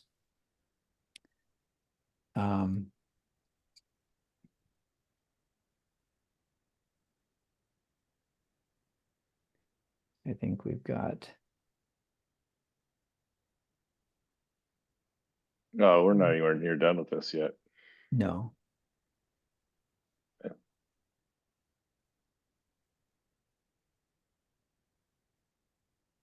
Oh, and two that aren't even estimated.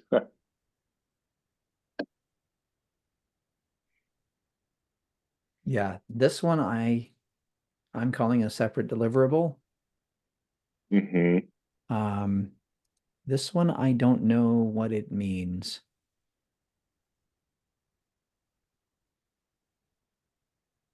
Oh, That's what John's doing right now, right?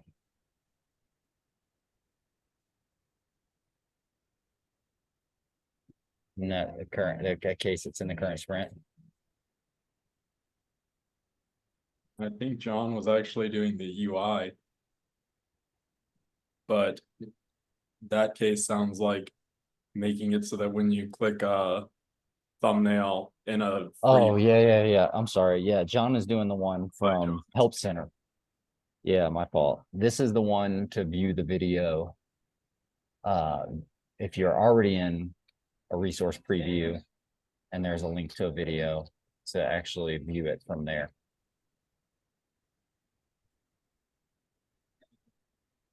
Yeah, thanks, Daryl.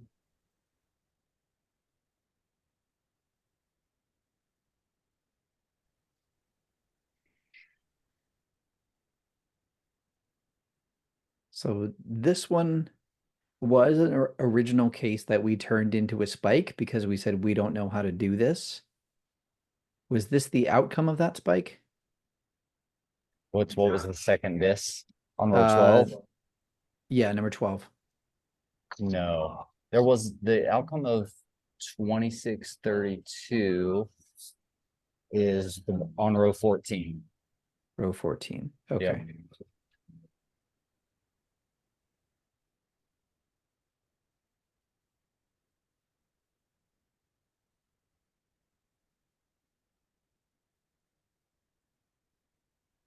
Okay, so now I'm wondering, do we have a corresponding case for the web app? No, because I just Corresponding. did the web app as part of the case on row 8. Okay, Yep. okay.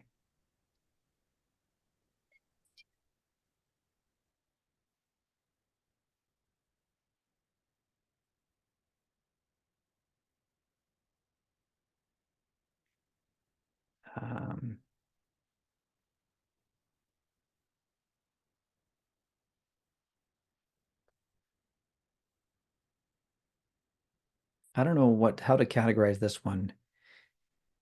We thought maybe the desktop video could use the web video player.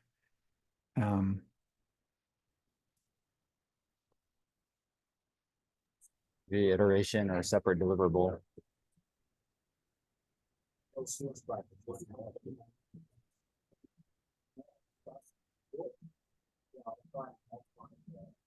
And this one, unforeseen complexity or overlooked? think we overlooked it. Yeah.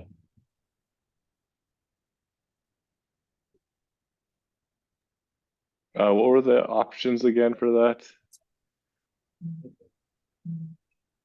Original means these cases were in the epic when we started work. Spec change is literally Yeah. the requirements I- changed. I just needed to see them again. I guess I'd argue that line 12 would be more unforeseen complexity, or just a straight up bug, because we knew that those needed to be there, but when I was writing the code, I just put um I just populated the property under where courseware was instead of kind of out in general where kind of all the video content was coming through. So I just got confused by the code. Hmm. Right. We knew that all those resources needed to be previewable.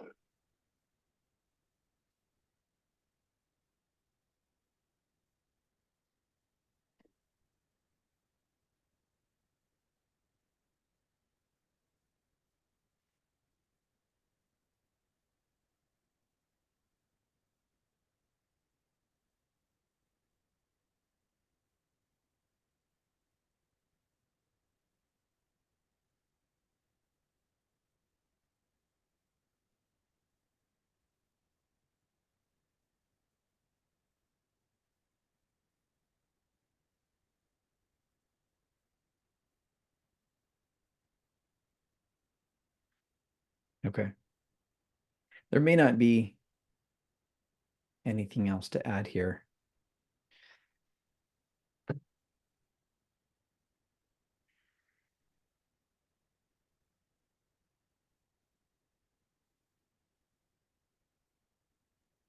So we actually did a decent job on this one. I don't know. It's all relative, I guess. But just looking at epilogue points and story points and what we captured in the original list versus what we had to add. It's not finished yet. There's still time to go back and add There's more. still time. Yeah, that's true. Yeah, might- that's true. It might be useful in this view to somehow highlight epilogue or story epilogue combos that are two hops different. Because right now I kind of have to just like study the whole list visually for those to pop out. Right. So this one, Yeah.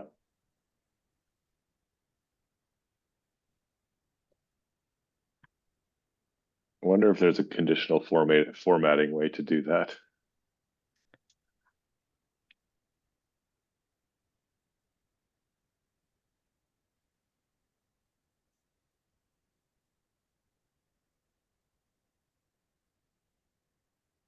greater than 2x would be close.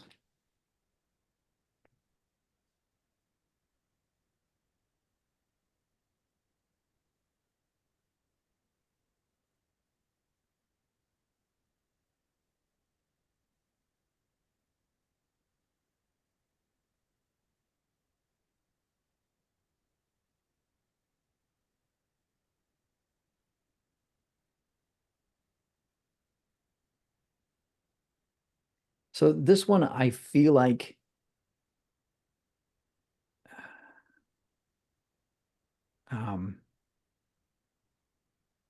we wanted it to be in v38, and I feel like it could have been, and I'm not sure what we would need or what we would have needed to do differently. And it might just be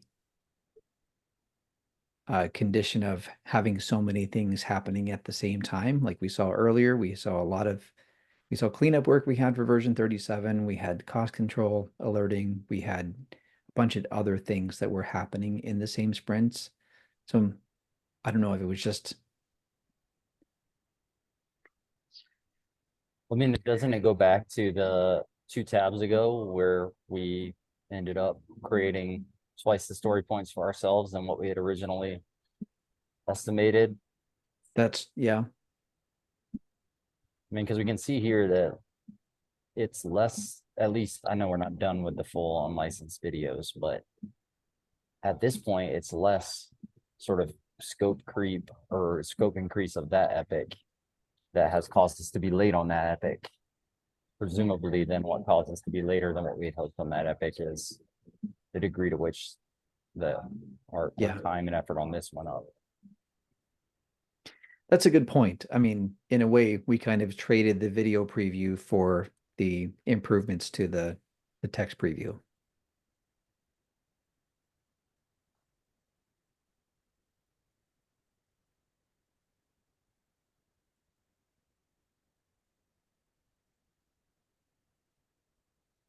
Okay. Something I had mentioned in a retrospective for this analysis was that we could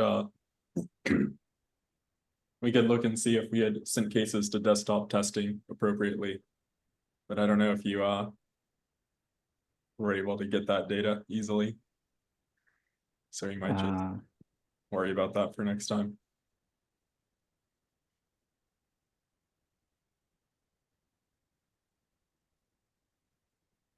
But it would just be to confirm that everyone's on the same page for what cases go to desktop testing and which ones are fine to skip it.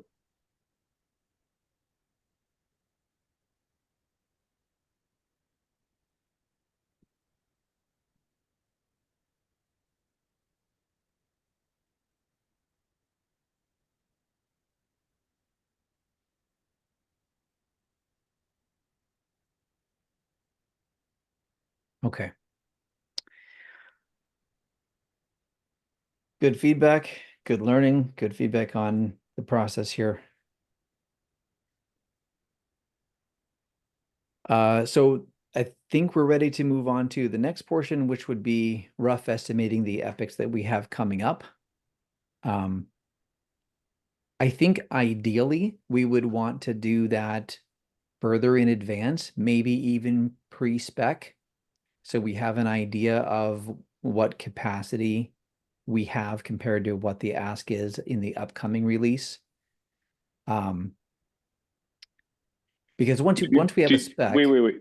Did you just say estimate an epic before there a spec exists for it? Yes, I did say that. I'm so confused.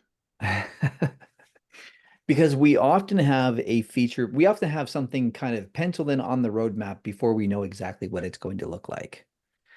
And when that happens, we have a feature brief from Mark. This is what minimal means. This is what viable means. This is what complete means. I'm probably getting some of those terms wrong. Simple, lovable, and complete. Like, this is the things that it should have. This is the things that are out of scope. The only thing that I think we were lacking from those feature briefs to really kind of get a good rough idea of what the effort is going to be is a sketch.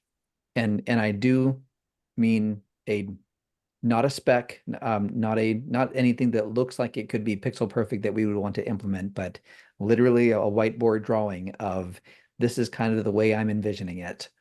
And with no more detail than that.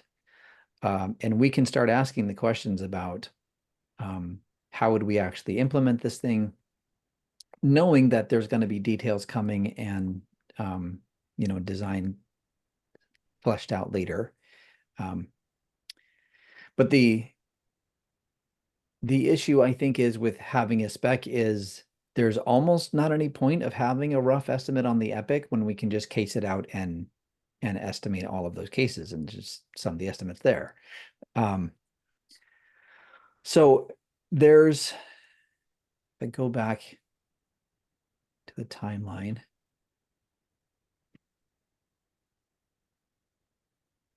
So that's kind of what I tried to do here. This is a smaller epic. And this is mostly all backend stuff. Like, there's not a lot of UI or maybe no UI to consider here. What I've tried to do is list all of the requirements and then kind of sketch out, this is how I think we could do it. Started doing the same thing for Smart Bible Search as well. I did not attempt to try to recreate the entire spec here, but I did try to break it into the pieces that I think we would need. That each one of these could be a case or may need to be broken up into multiple cases. And then we could provide our rough estimates for each one of those. And then the actual process for how we could do those estimates is we could poker plan each one of these things, or just, you know, put our best guess on each one of them. Or I don't remember if I've showed this sheet to you before, but there's a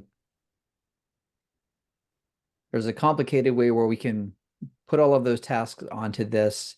Each one of us provides our best case estimate, our worst case, and our most likely case, and then it totals all of those up onto a results tab, and then it kind of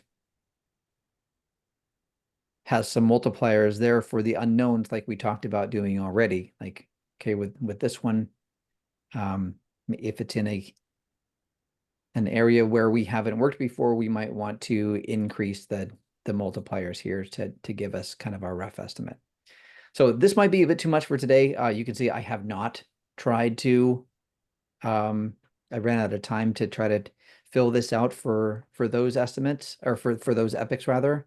And we're going to be casing those out and estimating them in the near term anyway. So I don't know if it's worth going through this extra process for today, but we might want to consider doing that in the future. So you're suggesting we list out tasks at this type of level before we have a spec? That I was with you, and the idea of rough estimate when all we have is feature brief, I'm totally with you on that, and I totally understand, like, you know, somebody somewhere has got to have some sense of how long this is going to take before we actually have a spec, because that's part of deciding whether to prioritize it or not, and putting it on a roadmap and that sort of thing. So I'm totally with you there. To me, trying to go as far as, and here are the tasks that we're guessing, like it feels like there's like a false sense of precision there, like, and a lot of work that would go into into guessing that, and none of it's, by definition, sort of like none of it's going to be right. So I just wonder if that's a lot of work to get to something that wouldn't be any more precise than if we all just licked our finger and stuck it up in the air after reading the feature brief. Mm-hmm. That would be my concern of even trying to list tasks out.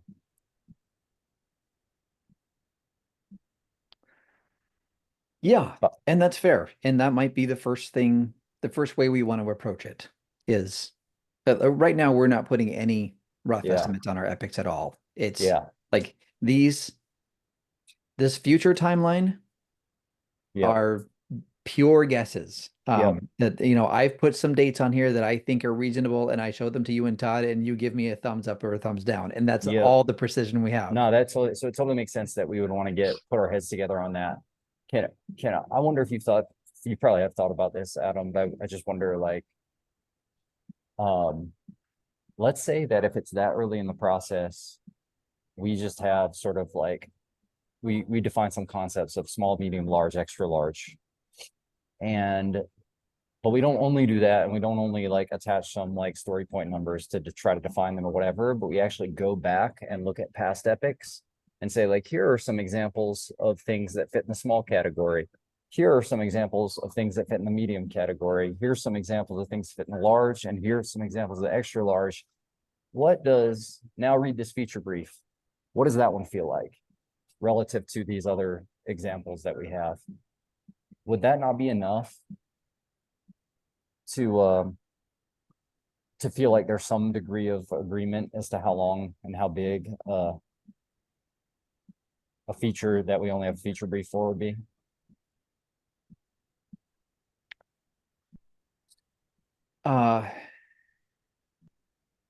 Yeah, as long as we can map that to a timeline and say, okay, we think a small is going to take us a sprint if the whole team is working on it, or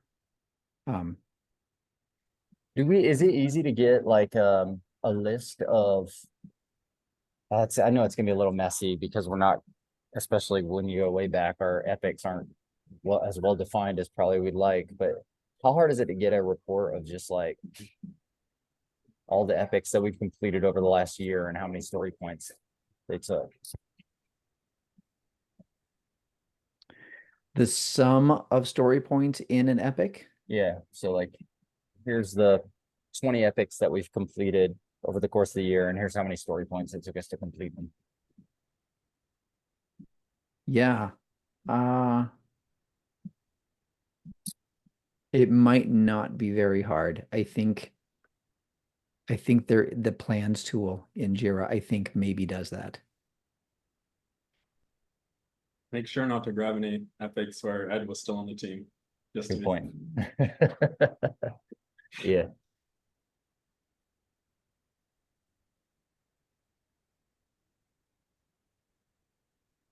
It seems like we could, though, when when we have a rough idea of what, like, if we're doing a rough estimate, I would think we would kind of be able to think about that and know sort of the minimum things that kind of have to happen. It's like, well, we're gonna have to add this route, to Library Search API, or we're gonna have to enhance this route. And if we could sort of figure out maybe some of those basics, that could kind of give us an idea of, I mean, it gives us some idea, right? Like, oh, we're gonna need a whole new API for this guy, or it's just we have an existing route, we can make a small change to it. And that's, I think that's where my head is at. Like, even if we didn't have a spec for Smart Bible Search, even if we hadn't done a spec review, like, we can talk about it and we can say, this is what we think it's going to be, and these are the pieces that will that we think we already have or what we need to build.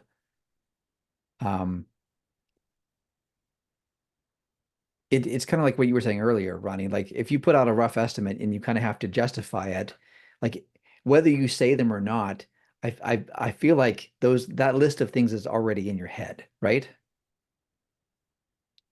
I mean, if I had read the feature brief for Smart Bible Search and then a day later you'd have asked me to detail out all the work, maybe I could have got 25% of or less of the work that we're gonna end up having to do, right? Like, would I have known that we were gonna be changing both the UI and the logic for persisting smart versus precise? Would I have thought about, I'm just looking at your list here. Would I have thought about paging? Would I have had any idea what we were doing with fuzzy search? When I first read the feature brief, I was like, oh, simple. Like, it's just all it is a prompt to OpenAI. Great. It's going to give us back Bible verses and we're going to send them down to our existing UI. Great, easy. Like, and I know if you'd have forced me to think about it, I'd have been like, oh yeah, it's not quite so easy. But it might have been tough just from the feature brief to really break down similar to the details that we have here. This is probably incomplete also, by the way. Yeah. So it's probably a mix of the two, I guess. Like, I agree with you guys though. Like, of course, we should think about, if we read a feature brief, the details of what it's going to take. But I think there's like maybe it's like a bottoms up perspective. Think of it from that perspective, but then to also have the ability to just think top down and think like, this is what it's taken for other similar work, and to be able to look at the big picture and then try to place the feature that you're talking about big picture amongst those other things that we've actually worked and we know exactly what it took to get them done. I think both perspectives is going to be useful to get us maybe to to the most accurate place. Is there kind of a difference too in that, like with UI versus backend? Because I think when we get the specs, I think that kind of maybe informs more of the UI changes a lot. But Mhm. without the spec, we might be able to have a decent idea of what the back end, how that's affected. Unless there's something in the details of the UI where it's like, oh, no, to be able to support that extra drop down or whatever, we've got to do all this other work.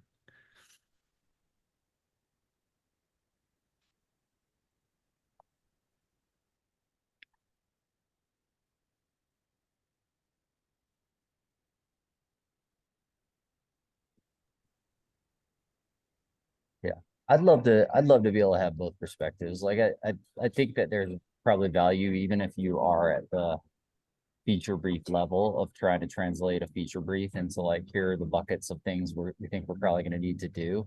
I would hesitate to then put those on a spreadsheet and start trying to story point estimate each one, because again, I think there's like a false sense of precision in doing something like that, maybe. But they at least have them, and it, you know, we could estimate them, I guess, but I think I think if we were doing that, that would make up a really small percentage of the total estimate, and you'd have to put a huge buffer in there. Yeah. But then also to have top down, I also like the idea of like, at some point, we don't need to talk in story, like we can talk in, I think of it, maybe it's 4 big buckets, small, I suggested it, small, medium, large, extra large, something like that, have those correspond to story point ranges, but to think in those terms rather than saying we estimate this epic is going to be 47 story points, you know, like, Yeah. On a false sense of precision, I hear what you're saying. I think I disagree because it has this range and it actually takes that range of min, max, total, average. Like there's some fairly complicated math that goes into Yeah. the I totally results understand. here. No, I understand what's going on there. I guess I don't mean false sense of precision in that I'm saying it's going to get us the most precise number. I mean false sense of precision in that thinking that going to that level of detail is actually going to make us better at estimating. My opinion is my high level opinion, having not thought about this a whole lot, is I could do just as good a, we could collectively do just as good a job at estimating a range by having perspective on what other projects have Yep. taken and licking our finger and sticking up in the air. We could be just as good as at coming up with a range as the spreadsheet would be at coming up with a range early Yeah. on or the process. That's my point of false sense of precision. I know what you So- mean about the ranges here. So 2 thoughts, 3 thoughts.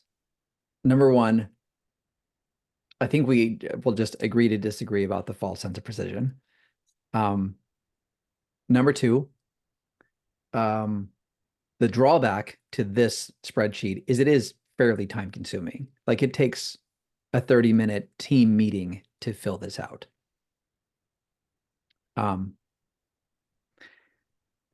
Number 3, you might be right that we will get just as good of estimates by putting our finger in the air than by doing this.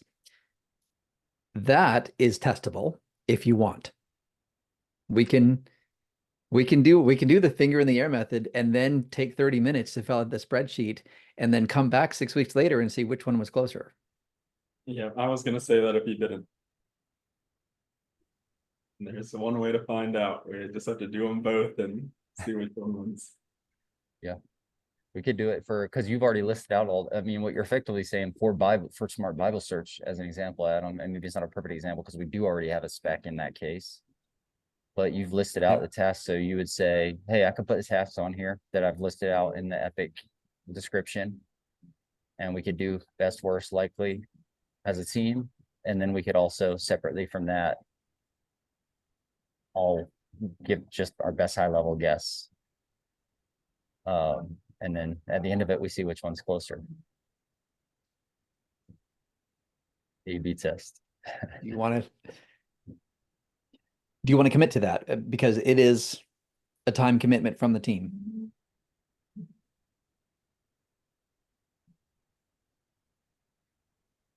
Um, are you guys getting weary already? I'm running out of steam. already. I I was just thinking like we still have a bug bash to do. I don't know if that's gonna happen. Sorry, go ahead. So here's what I would suggest is we don't do the big spreadsheet today. I would like to go ahead and get a finger in the air estimate on these two epics. And if we want to have a comparison with the spreadsheet, then we do that at a different day. Probably it would have to be soon because we're going to start work on this pretty soon, but like tomorrow or Monday.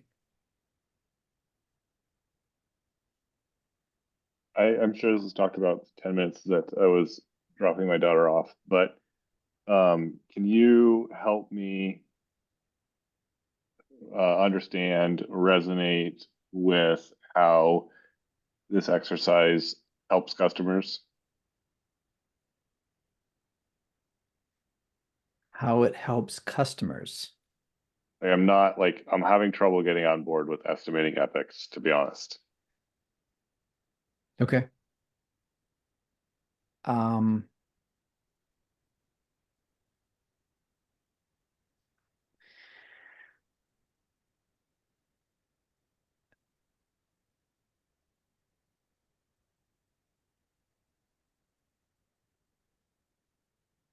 I'm not sure how to answer that question. I mean, it's kind of the same thing of how does estimating our cases, our sprint cases help customers? I agree. It, However, as I mentioned in our other conversation, the exercise of estimating cases forces us developers to have conversations and share our knowledge and experience with each other. That makes it worthwhile enough to me to estimate. yeah. Can I mean one Adam, I'll say something and then you weigh in if I'm wrong, if this is the wrong way to think about it. I think the way I would answer, I wouldn't maybe answer the question at all. I'd say instead, our epics are already being estimated because somewhere Adam's got to put a line on a spreadsheet that shows roughly how long the epic is going to take. Sometimes I get involved in that and it helps. The way it helps, I will answer the question a little bit. The way that helps customers is it actually helps the product team make decisions. So like if something's going to take, this much time, the line on the spreadsheet is going to take this much time. Where should it be prioritized? Where should that swim lane or whatever be prioritized, or should we even do it? Yeah. So there's a priority question that gets answered with the help of that estimate. So maybe part of the question is like, or maybe like Adam, are we already doing a good enough job with you just picking some random length for that line? And maybe that's your underlying question, John. Like, do we really all need to be involved in this? Right. So I don't know. I actually don't know. And maybe something really roughed out, like Adam's estimate and a few pictures and a small user story. And then if you just like pop that in the flow and ask for a thumbs up, thumbs down, like, yes, that estimate looks like it's like you're in the right ballpark. Or thumbs down, like, yeah, no, that's going to be way more going on in that than because you're really just looking for magnitudes, not precision, right? For the purposes of your kind of lining up and arranging the pieces on the board, like you're looking for magnitudes of size, not precision. So if you get in the right ballpark, you say a 10, and yeah, like the developers are thinking 5, 10, 15 to 30, like then everybody's in the right ballpark. Nobody's thinking 100 and nobody's thinking 1. And we all give a thumbs up and you go forward with your 10. Like, have we do we have the value that you need? Like, is that what you're looking for?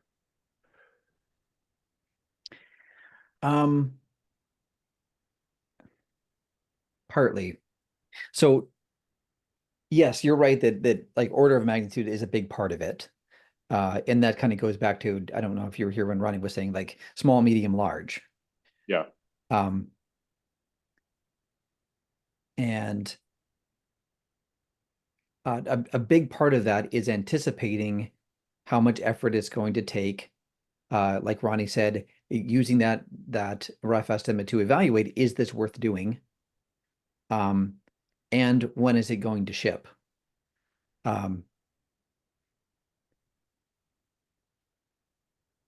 And when is it going to ship is, I could be wrong, but I think going to be more important on a subscription cycle than it has been in the past. Because we need to be well, I don't want to overstate. The customer needs to be deriving value from the product every subscription cycle, every month, right? That doesn't necessarily mean that we are delivering new value, but that is one way to, yeah, anyway. The other thing that I think it does for us is it, just as we want higher definition on cases, this is one way to give us higher definition on epics of what do we want the deliverable to be, what's out of scope, and what is the outcome. These are all concepts that we've been talking about for the whole meeting. And I think having the conversation, back to your earlier point, John, of estimation is not just about putting a number on something, but it is a way of having a conversation about it that engenders better understanding about how we are going to do it and what value we are delivering.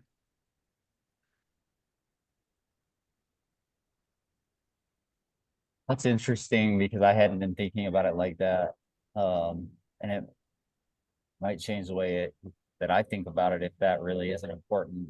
So I'm not challenging that necessarily, but a thought. I mean, is that actually an important thing to do pre-spec when we know we've still got a spec review?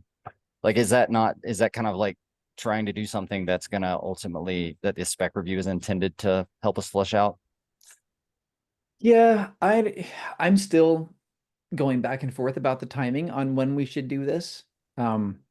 I think it makes the most sense to do it earlier in the process rather than later because of the prioritization decision. But that's a continual conversation and compromise, if I can use that word, that we're going to have to keep talking about. Yeah, so pardon my persistent hesitation and resistance to this idea, but I don't even have a mental model for estimating epics.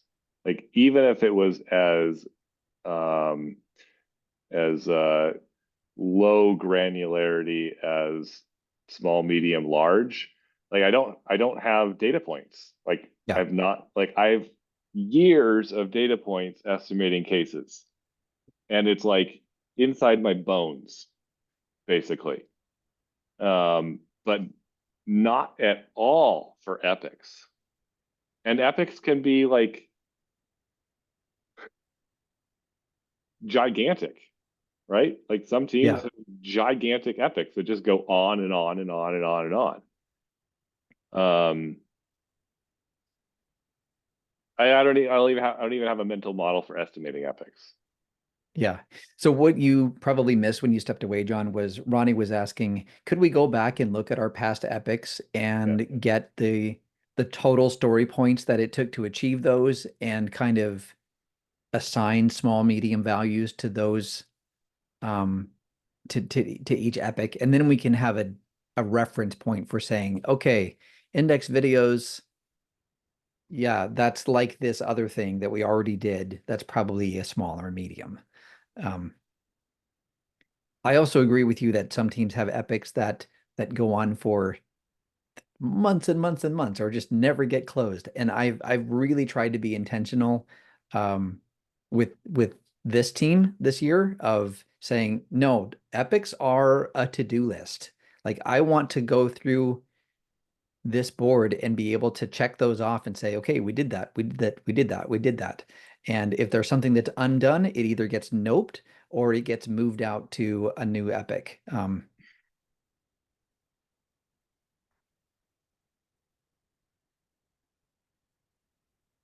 Anyway, I'm starting to feel that fatigue that you were talking about, Ronnie. Okay, so uh do you want to go ahead and just do the seat of our pants kind of estimate for these two for now? Do you, maybe for these, so there's obviously already a line on this spreadsheet, on the, there, what do you call this thing? The timeline, Uh-huh. that implies something about how quickly we would be able to get it done. Would it be easier to use that as a starting point and say, all right, we put 2 weeks on here for this, and then we could talk about whether that sounds right or not? I'm not suggesting we do it that way going forward necessarily, but since we don't even have any data to frame what's small, what's medium, what's large. I don't know. What do you guys think? I'm open to suggest is the easiest way to do this, even if as we're all fatigued now and we don't have the same kind of starting point maybe we'd like to have in the future. What do we want to do for today?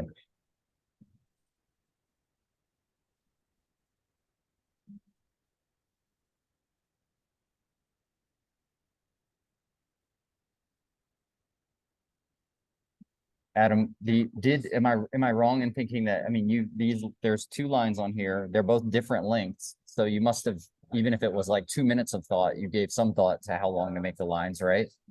Yeah. Do you want to just go through each one, describe why you made it the length you did, and then any of us can weigh in if we'd say, hey, maybe it should be longer, and I'm not suggesting again that this is the way we do it going forward. But would that be Yeah. a reasonable way to move forward today, at least? Yeah, we could do that. Okay. Okay. So let's start with this one, which I think is fairly straightforward. So the idea is we already have video content from Amber getting indexed in Help Center.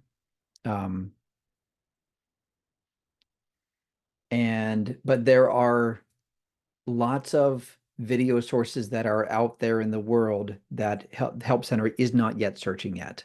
There are unique videos on YouTube. There's a lot of duplicate videos as well, but there are some videos that are unique to YouTube, especially live events. There are user ed tech tips, which get sent out in emails and are explorable in the media tool, but they are not in Zendesk. And there are webinars, which get published through a platform called Big Marker. So the idea is we would want users to be able to search all of that content in Help Center and then I should add that to the job story, provide a path back to the content source. Okay, so the requirements are videos should be transcribed and indexed. New content, which has been identified as suitable for Help Center, should be automatically ingested. A Who's source URL. transcribing? What's that? Who's transcribing? This is just the requirements. This is not the how. So let me go through. So if this was a super rough estimation, like if it was just a feature brief, like this would be the requirements that we would be estimating on. And if we were like, I have no idea where that transcription is coming from, then, you know, we'd inflate our estimate for that. A source URL, and then I'm not sure about this one. We can talk about negotiating that. Nice to have to play the video in app, like as in a Lightbox. Hey, So Adam, I don't know if this, sorry, I started talking and I was on mute. I don't know if this is a how question or not. Are all of these videos unrestricted, or do any of them require authentication? It's a fair question. I think they're all unrestricted. Okay. Or maybe we can make that a requirement that they are unrestricted. Okay.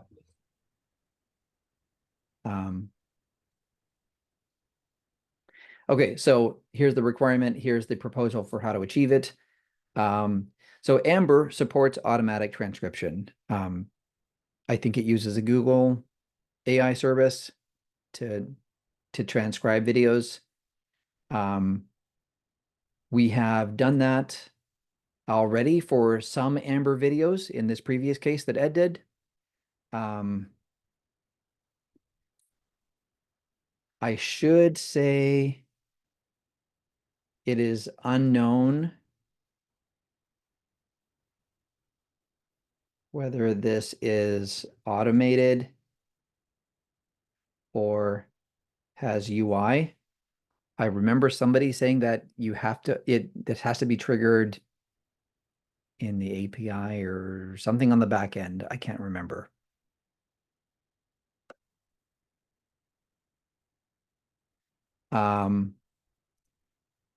So this would require all of our videos to be in Amber, many of which are already.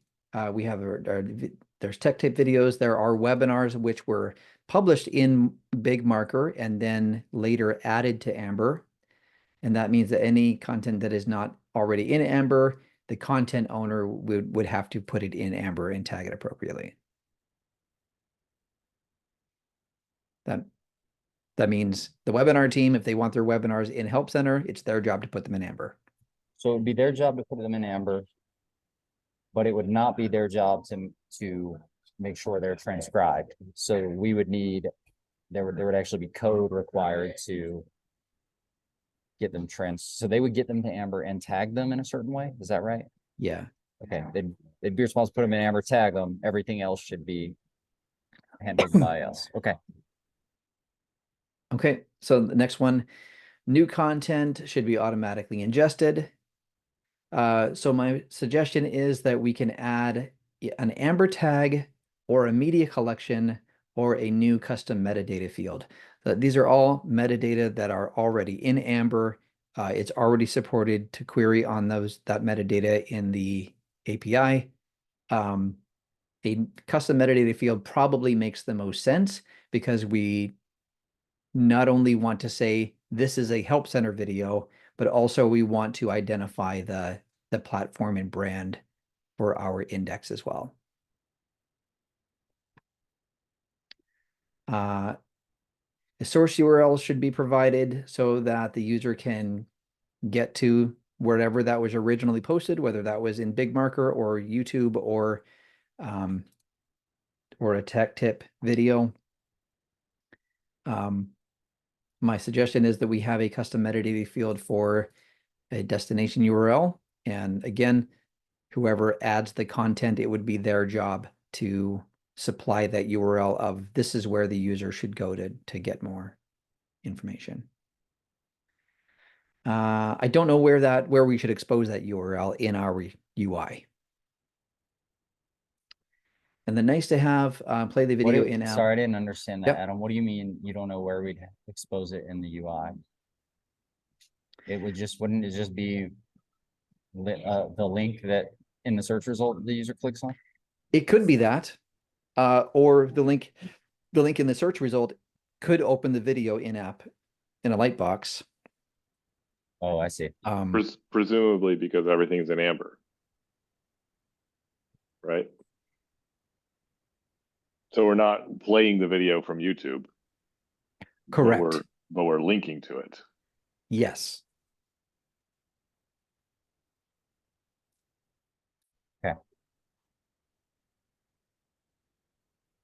So sorry, so the destination URL in the case of a YouTube video, the destination URL is not the YouTube. It's not the YouTube URL, it's a URL to Ember. Or is that what you're saying is part of the unknown? No, I'm saying the destination URL is the YouTube video, Yeah, the I had original to put- YouTube video. because it's sitting in Ember. If Yeah, we play sorry, the I'm- video in app, that would be the Amber video. Got it. Okay, sorry. I'm with you now. I'm following.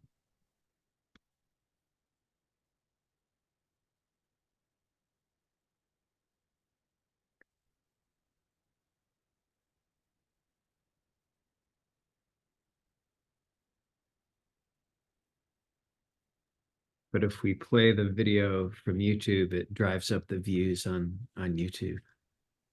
That should be good for us.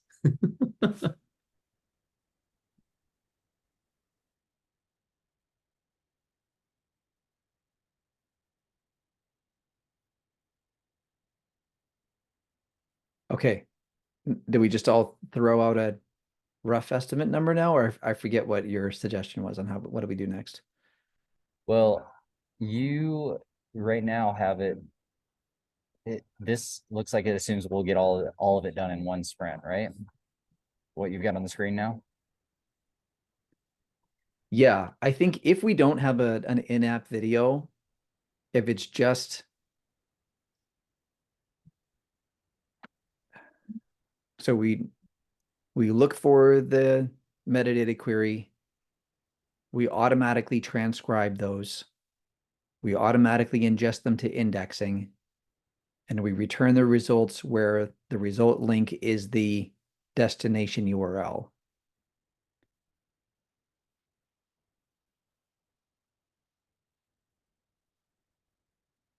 Those are the pieces to it in my head.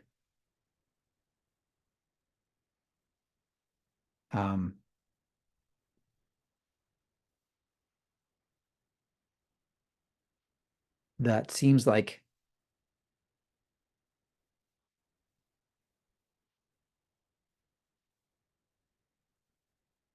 two cases, maybe 3 cases at the most.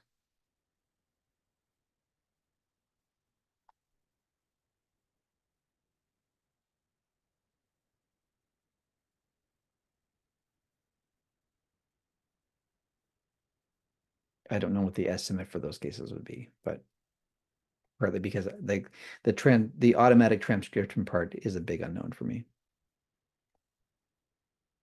I added a comment to the Epic and then the Google Doc that Ed had written a while ago that I used to know how to generate the transcripts. Oh, nice. But it says so it's a manual process, so we would need to automate that in some way. Currently manual process for generating a transcript in Epic. Run a node script.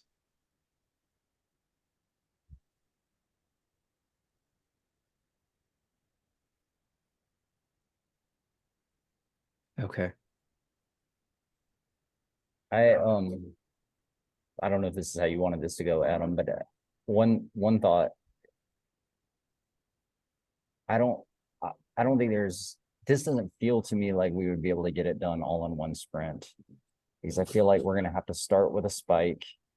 The first work we're gonna do on this is somebody investigating, like, okay, we need to actually, we have some ideas, we need to actually propose, like, what metadata are we using and what are the mechanisms, what are the fields and mechanisms, make a proposal, make sure we're good there. And how are we gonna do transcription? Because right now it's a manual process, and define roughly how we're gonna approach the transcription piece. And then once all that's sorted, then yeah, maybe then we can case it out, and and maybe those cases we'll be able to knock out in the next sprint. But I feel like just from a timeline perspective, leaving aside how many story points it'll end up being, it feels like that'll have to be spread over 2 sprints to me.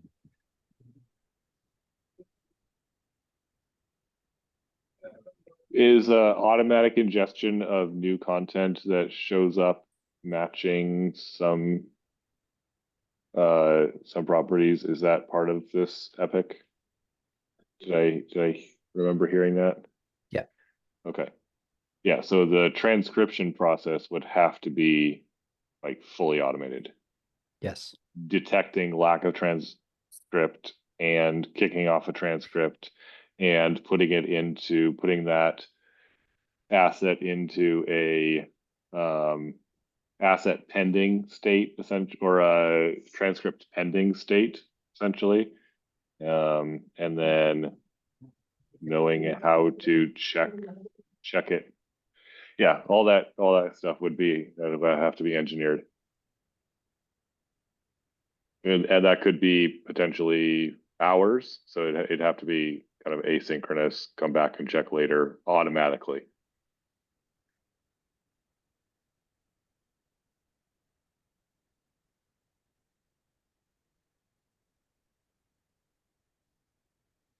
And kick it out to on call if it fails, kick it out to email somebody when a transcript is pending but never succeeds. Like, I don't know, there's all kinds of error states in that process. That might need manual intervention.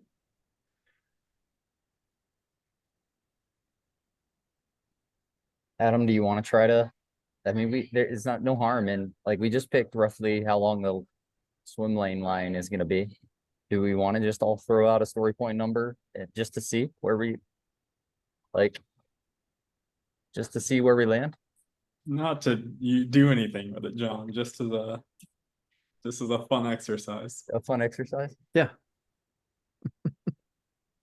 How do we want to, everybody want to just have something in their mind and commit to not changing it based on what somebody else says, and we can all just say a number?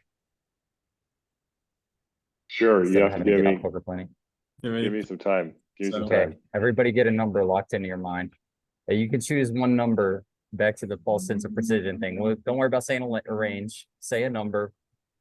And we'll all assume that it actually means there's some max and min around that number. We could all put it in the chat at the same time.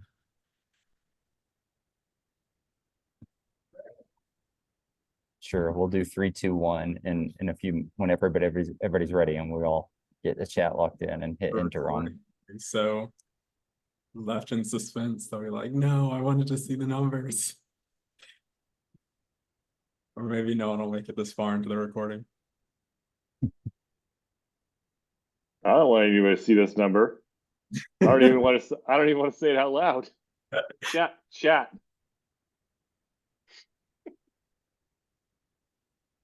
I'm ready All right. whenever you guys are. You want it in chat? Let's do it in chat. Everybody get your number entered in. Don't hit enter yet.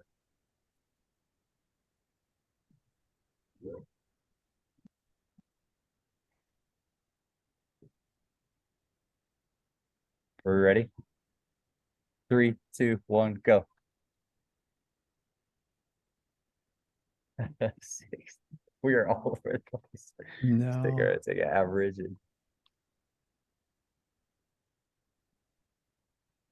I thought I would be the most optimistic one, Adam.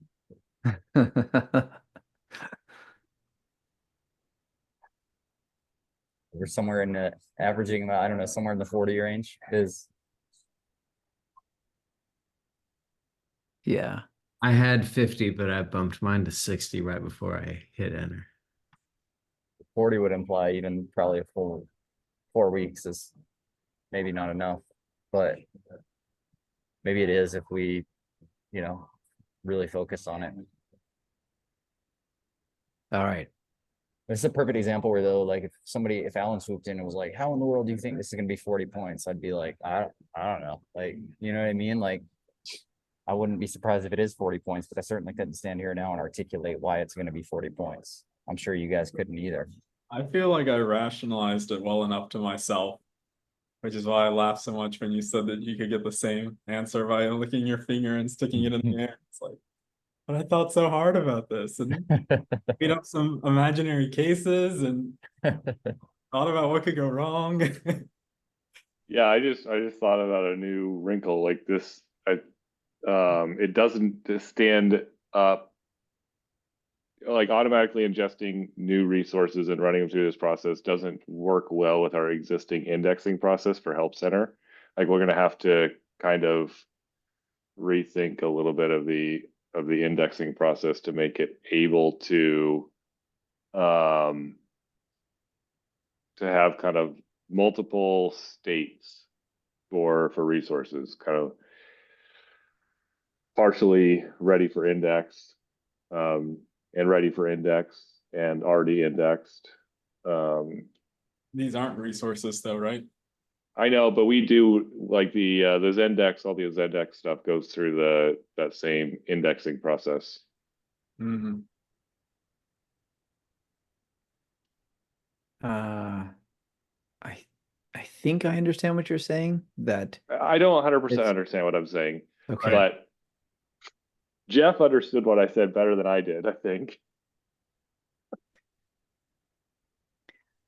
I think what you're saying is everything that we're automatically ingesting content for index already, but everything that we're ingesting is either Ready. exists or not. There's no middle Right. state where it exists, but it's not ready to be indexed. Exactly. There's no state where the indexing process needs to kick off something that's going to go off and do the work for a while. And then the indexing process needs to recognize, okay, it's done. Now I can actually go ahead and proceed. Yeah. Okay.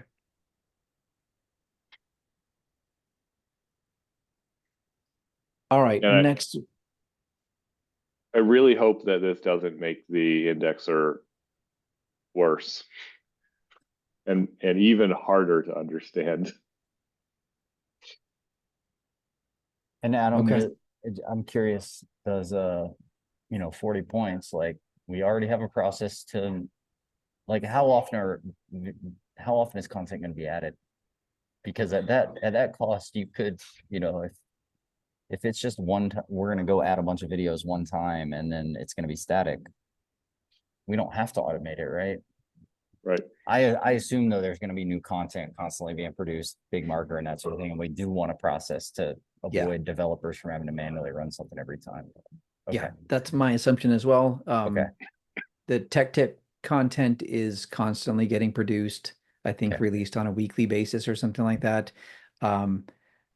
I don't know how often we would want to add new webinars, but they do webinars daily. I don't know how many of those we would want to have indexed for, watch on demand in search in Help Center, but there's always new content. Well, I don't know if it's a question for here, but what about, do we need to account for, I know it's maybe thinking too far ahead, I don't know, but like, we're just constantly adding content. Like what happens when stuff starts getting stale and old? Is the expectation that somebody on the content side needs to go in and remove the tag from Amber, or like, what is the process? Do we need to think about that up front? It warrants some thought. I do think that there is, I should probably add this to the epic. We just put that outdated label on it, and That's right. Well, we need to think about that up front, right? Because that means that we need to, that changes what we index, doesn't it? Or I don't remember exactly how. I don't remember how that works. The outdated label is updated periodically because Jeff set up a automatic reindexer, right? That's right, but it's not. It's only on certain resources. That's where I'm. Yeah. We probably want to look at it up front and make sure we account for that. Go ahead, Jeff. Sorry. Oh no, I didn't set up anything to like automatically update. I just figured out how you do that by manipulating the table to trigger it to reindex something. And that was just because like you set that up on an automated task to go in and do that, right? Oh, we're talking about different things. You're talking about the thing to like check the outdated date on it. Yeah. Yeah, that was just I think I said like every hour or something go and check the dates in the table, and if the dates in the table are like more than a month apart, like go and do an update. I think that was what I did. Yeah, right. Okay. For what it's worth, I think this conversation has already been beneficial because putting a 20 to 60 point range on this might have a different decision for whether we actually want to do it. It's not 20. All right. What if we're way off and we end up canceling something that would have been easier to do than we think? We can get it done in 20 if you convince them to give us back Ed. Yep. Yeah, maybe.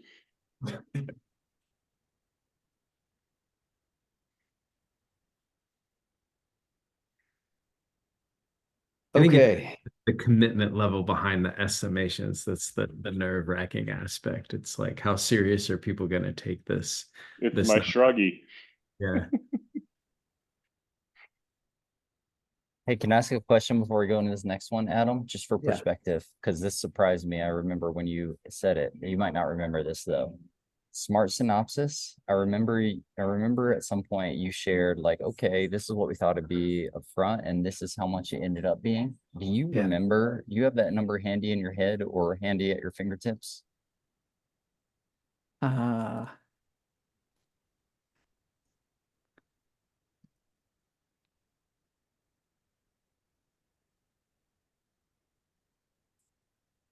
Oh, you have it right there. Perfect. And it just blows my mind that Smart Synopsis we ended up spending over 70 points, story points on it. But it gives perspective for like, okay, then what is Smart Search going to cost us? That includes bugs. yes. Oh, It's crazy. It's really, really crazy because there's no real interesting engineering behind it. Yeah. It's just That's why it's was a just perfect piping example. data in UI. Totally, man. Like, well, I looked at Smart Synopsis. I probably gave the number up front. I was probably like, yeah, I don't know, 30 story points or so. How hard could it be? It's just Yeah. getting data from here to there. Exactly. Yeah, that's a good call out because Smart Bible Search is much the same I mean, a different With a whole format of the different results, but yeah, a whole different set of gotchas. I feel like we are going to spend an unforeseen amount of time with the differences in verse maps and canon out of canon, like that kind of stuff. That's gonna be like, what the heck? Should we, do we need to talk in detail through this? We've already been through a spec review. I actually would be really curious if we just did 3, 2, 1 and everybody put a number in. Just right now. What do you, I mean, I'm going rogue here. What do you think, Adam? Like, do you want to talk through this or no? How do you want to proceed? I'm good with that. I think because these are things that could be broken up and delivered separately, maybe Yes. we could do that with each one of these Agree. larger items. Agree. I think we should do just MVP on its own. What is pointing to / from SBS? What is that? SPS Smart Bible Search. There's a comment in the spec of when you type in something to all search that would maybe be better for Smart Bible Search. Okay. We somehow detect that this would have good results in Smart Bible Search, and then we Got it. say try that instead. Got it. And then again, if we don't get any result in Smart Bible Search for whatever reason, it suggests that you try a precise search instead, I think, or use all search instead. I can't remember. Got it. Yep, that makes sense. Okay. So the first one we do would be our rough estimates for just in the MVP portion there. Oh, not the no subscription situation. Yeah, we'll do that separate. So Your that would rough be estimate just for Oh. this. Okay. no subscription, meaning, I mean, we obviously got a handle on license, but meaning giving access to, X number of searches per month or whatever. That's all separate.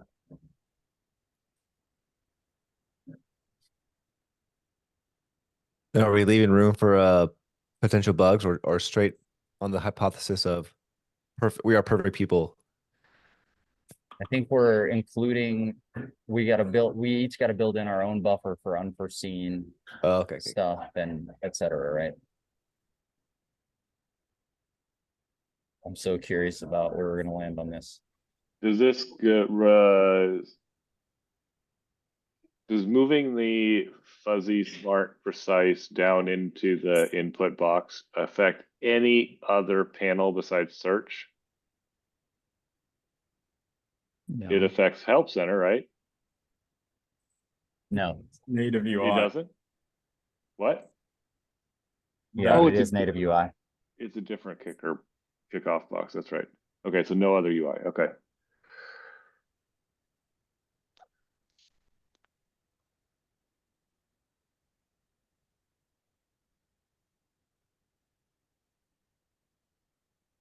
Smart switching to precise and back.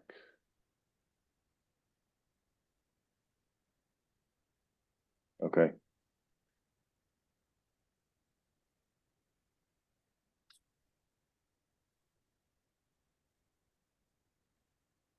Are we ready? Gosh. Yeah. All right. Yes. 3, 2, 1. Oops. I had the wrong box focused.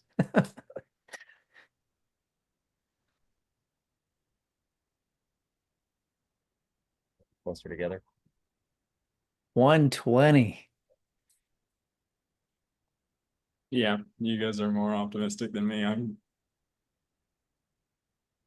If I'm it honestly, if it, also somewhat go ahead, go committed to not writing the Mac UI myself. But I'm also very I need to sad change about my all the estimate. native UI that has to be written.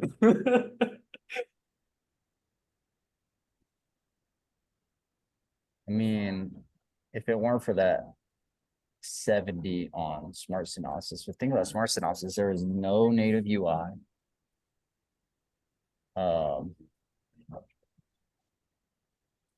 And yeah, I don't know. And I guess the complexity of handling the prompt server side and that sort of thing is maybe similar. But I certainly couldn't have brought myself to go lower than smart synopsis for smart Bible search. I feel like smart Bible search is more complex than smart synopsis. Yeah. How much mobile specific work was there for smart synopsis, Jeff? For smart synopsis. Oh, for the synopsis. Maybe not too much. I mean, the citation stuff, I remember there was some work there for sure. Yeah, copying citations to clipboard. That was probably pretty much it though. Like Yeah. it's all web UI. Yeah. How much mobile specific work is there for this one? Quite a bit more than that, probably. You've got your own cookbook, right? Your own. Yeah, and like I don't know what that would look like. The mobile cookbook is already kind of weird and maybe due for a refresh of some sort. So I don't know if that would be included or part of this. It always gets neglected though. It's always like, hey, what should the cookbook for mobile look like? Oh yeah, I guess we should do something. All right. Does this require a new results? A different rendering for each result? You know, Go ahead, Adam. I was gonna say I thought we needed some work in the results UI because of combined ranges, but I saw a combined range in the existing UI yesterday, and I don't know why. Like what kind of combined range? It was two verses. It was one result in two verses. Sounds like a bug. Like two like non-contiguous verses? No, contiguous verses. It was a Oh. two-verse range. It might have been in clause search now that I think about it. I think in Bible search, I don't think you should have seen that in Bible search. Okay. What if you search the message? Will it give you ranges? That's a good question. I don't know what. Still wouldn't think so. But anyway, I'm not sure that that's going to require any meaningful UI work though. That's one of those, like, I feel like we're not going to know till we try it, and then all of a sudden we're going to realize, oh wait, the UI doesn't handle this well because of X. But I can't think of any reason why we couldn't just, you know, pipe 2 verses in instead of 1 verse for a result. I mean, we already can type a single verse or a full chapter. So What about result ordering? I mean, that's all going to come from the server. Right, but we have ordering. Don't we have ordering control in the UI? We won't. I don't think it's search. Yeah, I don't think we do in Smart Bible Search in the spec. It's just you get it in the order that the LLM returns it. Okay. I guess I'm just wondering, we never show anything other than canonical order in Bible search today. So I don't know if there's. Yeah, you're right. There's probably things that are just assumed about the order that may not hold. There's nothing I can think of, but these are all reasons why there's going to be unknown stuff that. Oh, I forgot to include paging and the uncertainties of paging in my 80. Yep. So yeah, I'm up there with that. I'm up there with you, Daryl. Yes, please. You guys remember when we did fuzzy Bible search on desktop and it was an online only thing, and that caused mess because you had to know if they had fuzzy in their settings to swap them over to passages or something so they didn't get stuck in a broken state. Right. Gosh. Yeah. It's messy. All right, I'm going to put 100 on it.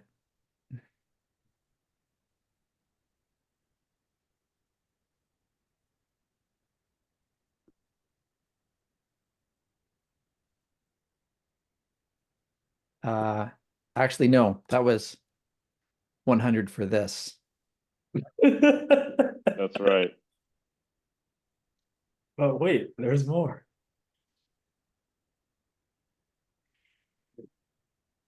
Okay.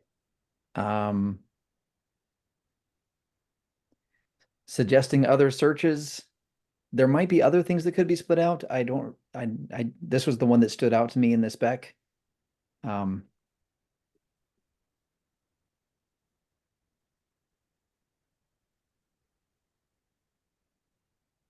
don't know. Here's next page. Not outside SLC.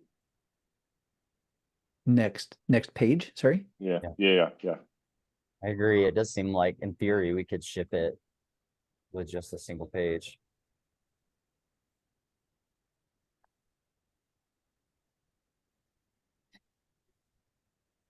I'm gonna say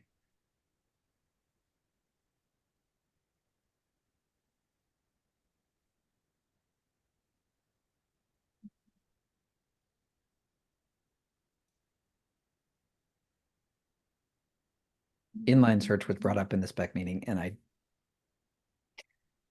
think that's gonna blow up, but Yep.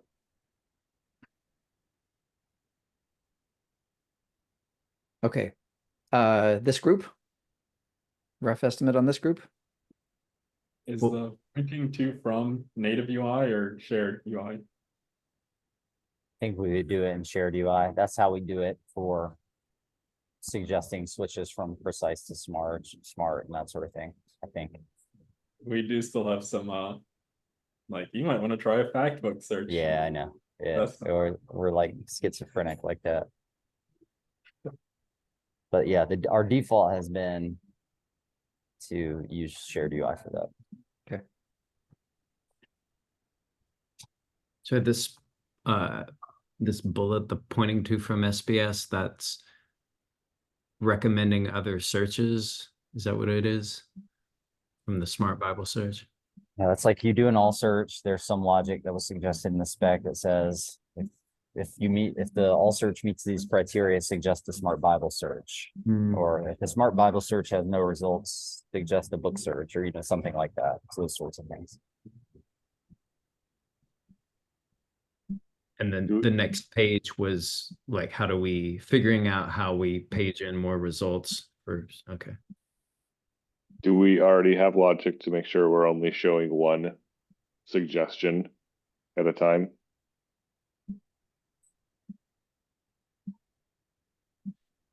Or could we end up with a cascade of suggestions? I don't know if we have, I don't know if we have general logic like that. I don't know that we have any scenarios where that could happen. I'm not sure. That might be a consideration here.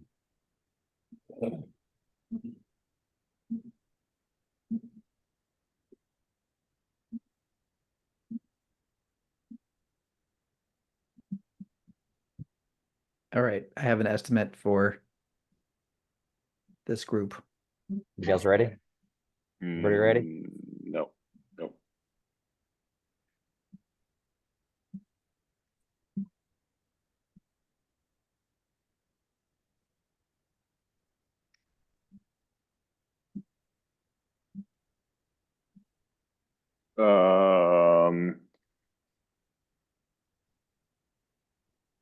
Yeah, I think so. All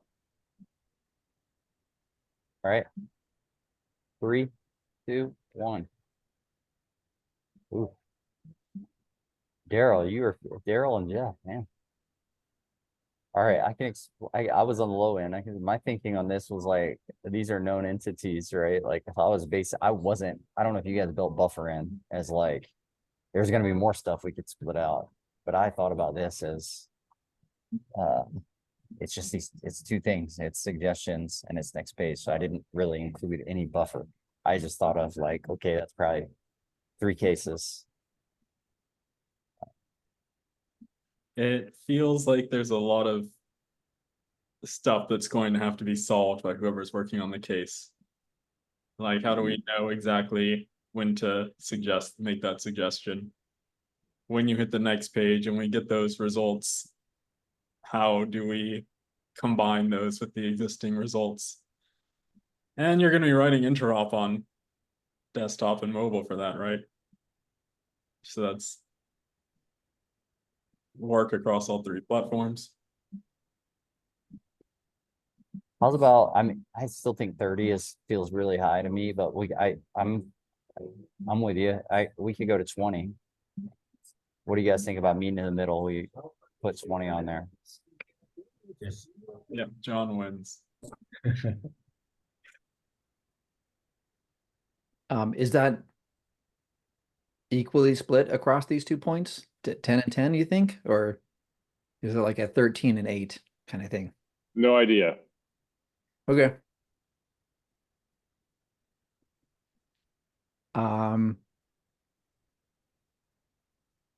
What to do if they don't have a subscription? This assumes that we're the ones setting up a framework that that everybody can use for offering free access to X number of uses of individual features per month, right? Yes. Okay. So there's a 3-point way of doing this just with Redis and an itty bitty counter with a user ID. And we could just You're talking about the back end specifically. I'm just saying, do a side run around feature credits and just pretend it doesn't exist for unlicensed users and do it ourselves. Because this is the only situation where we need this right now. And I'm not convinced trying to engineer a general solution makes sense when we don't know exactly what that general solution is yet. Okay.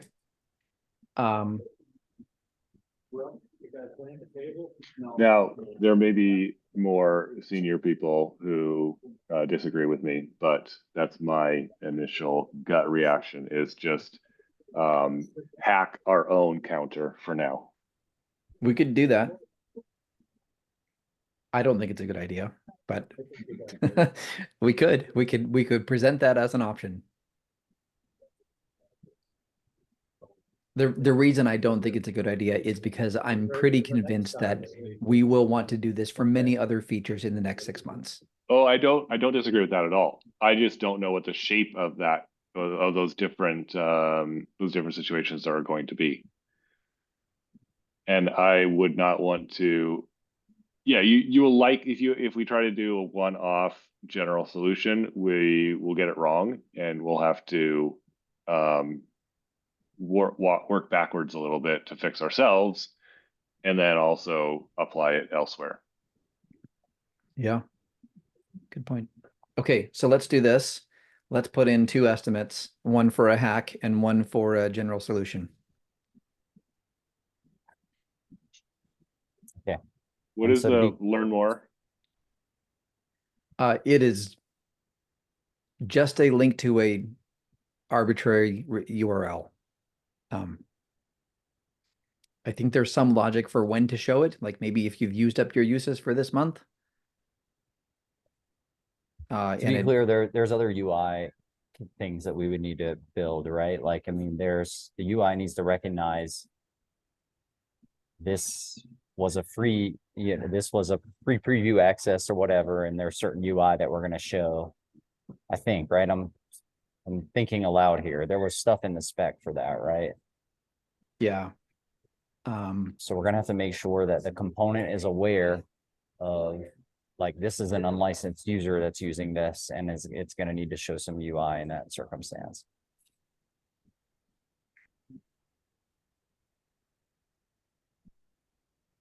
And then it's gonna need to show some different UI when it's an unlicensed user that has used up all of their free uses.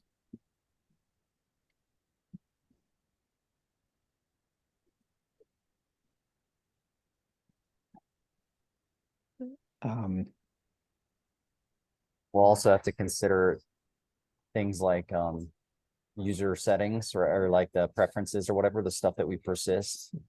Like, if somebody used smart search but is on free preview, do we persist that as their, next time they search? Are we going to default to that? What about when they run out of credit? So there's going to be some client, even if we hack the back end, the point is there's going to be client side stuff that's not going to be super duper cheap to deal with. And this resets monthly, as in they get 3 more searches every month. Yep.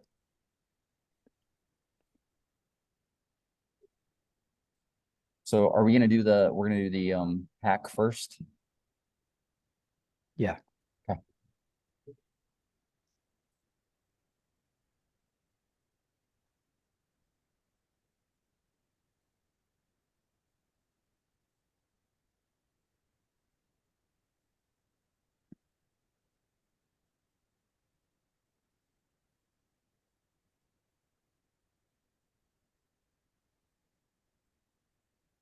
Everybody ready?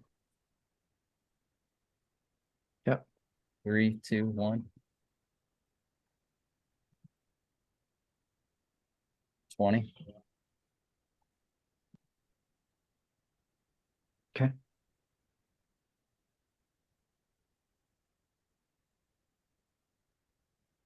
And then we'll do another one where we're doing a more general solution for the back end. I hate calling it a general solution because we don't know what the general solution is yet. Yeah. I mean, part of our work would be to define what that general solution is, right? And that means So that means our team owns it. Anytime Right. there's a change to it, it's going to come back.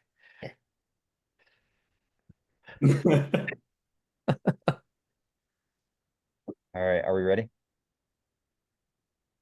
3, 2, 1, go.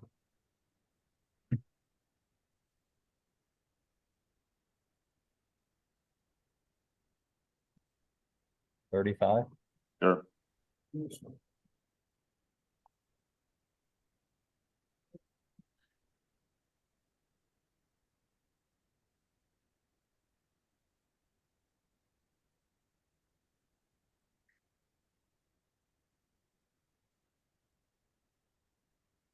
All right.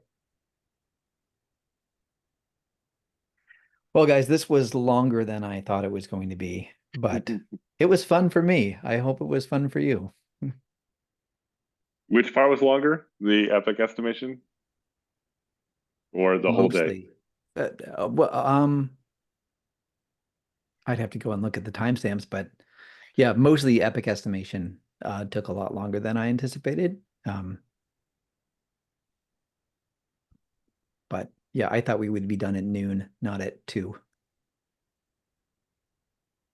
We'll have to figure out. I know I don't know. I don't remember for sure, but I think it was probably me that was kind of like at some point, like, what the heck? Like, let's just do everything all at once for the first time, and then we'll figure it out. Like, probably wasn't the right call. I'm exhausted for just being on a meeting for so long. I'm sure you guys feel the same. Yeah. The downside to breaking it up is now it's just more individual meetings, but we'll have to figure out what the right balance is. And you know, we can give feedback now if you guys have ideas, or we can do it another time. But you know, 6 weeks from now, we'll need to do.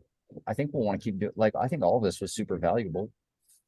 So in some way, we'll want to keep doing all of this, but we'll have to figure out how to cadence it out. Like, Yeah, I think that there's potential for doing it in one sitting, essentially, or only one context switch by putting in just scheduling into the meeting known get up and move around times.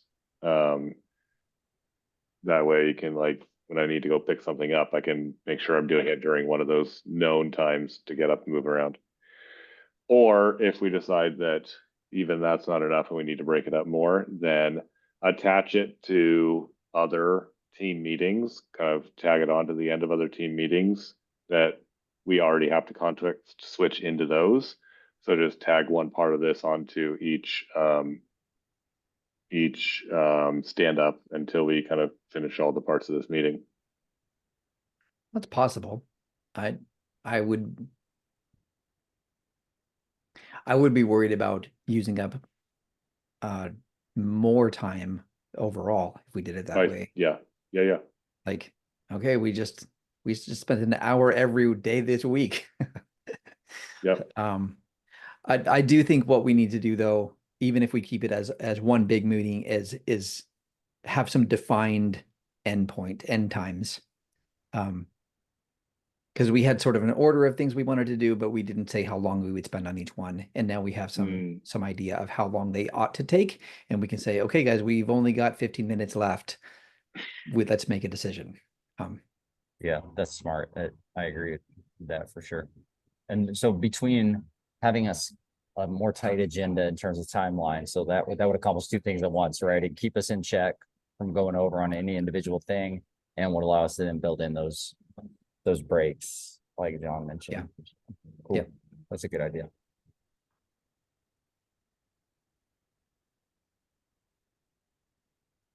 Okay. All right. Where's the stop recording button? Here we go.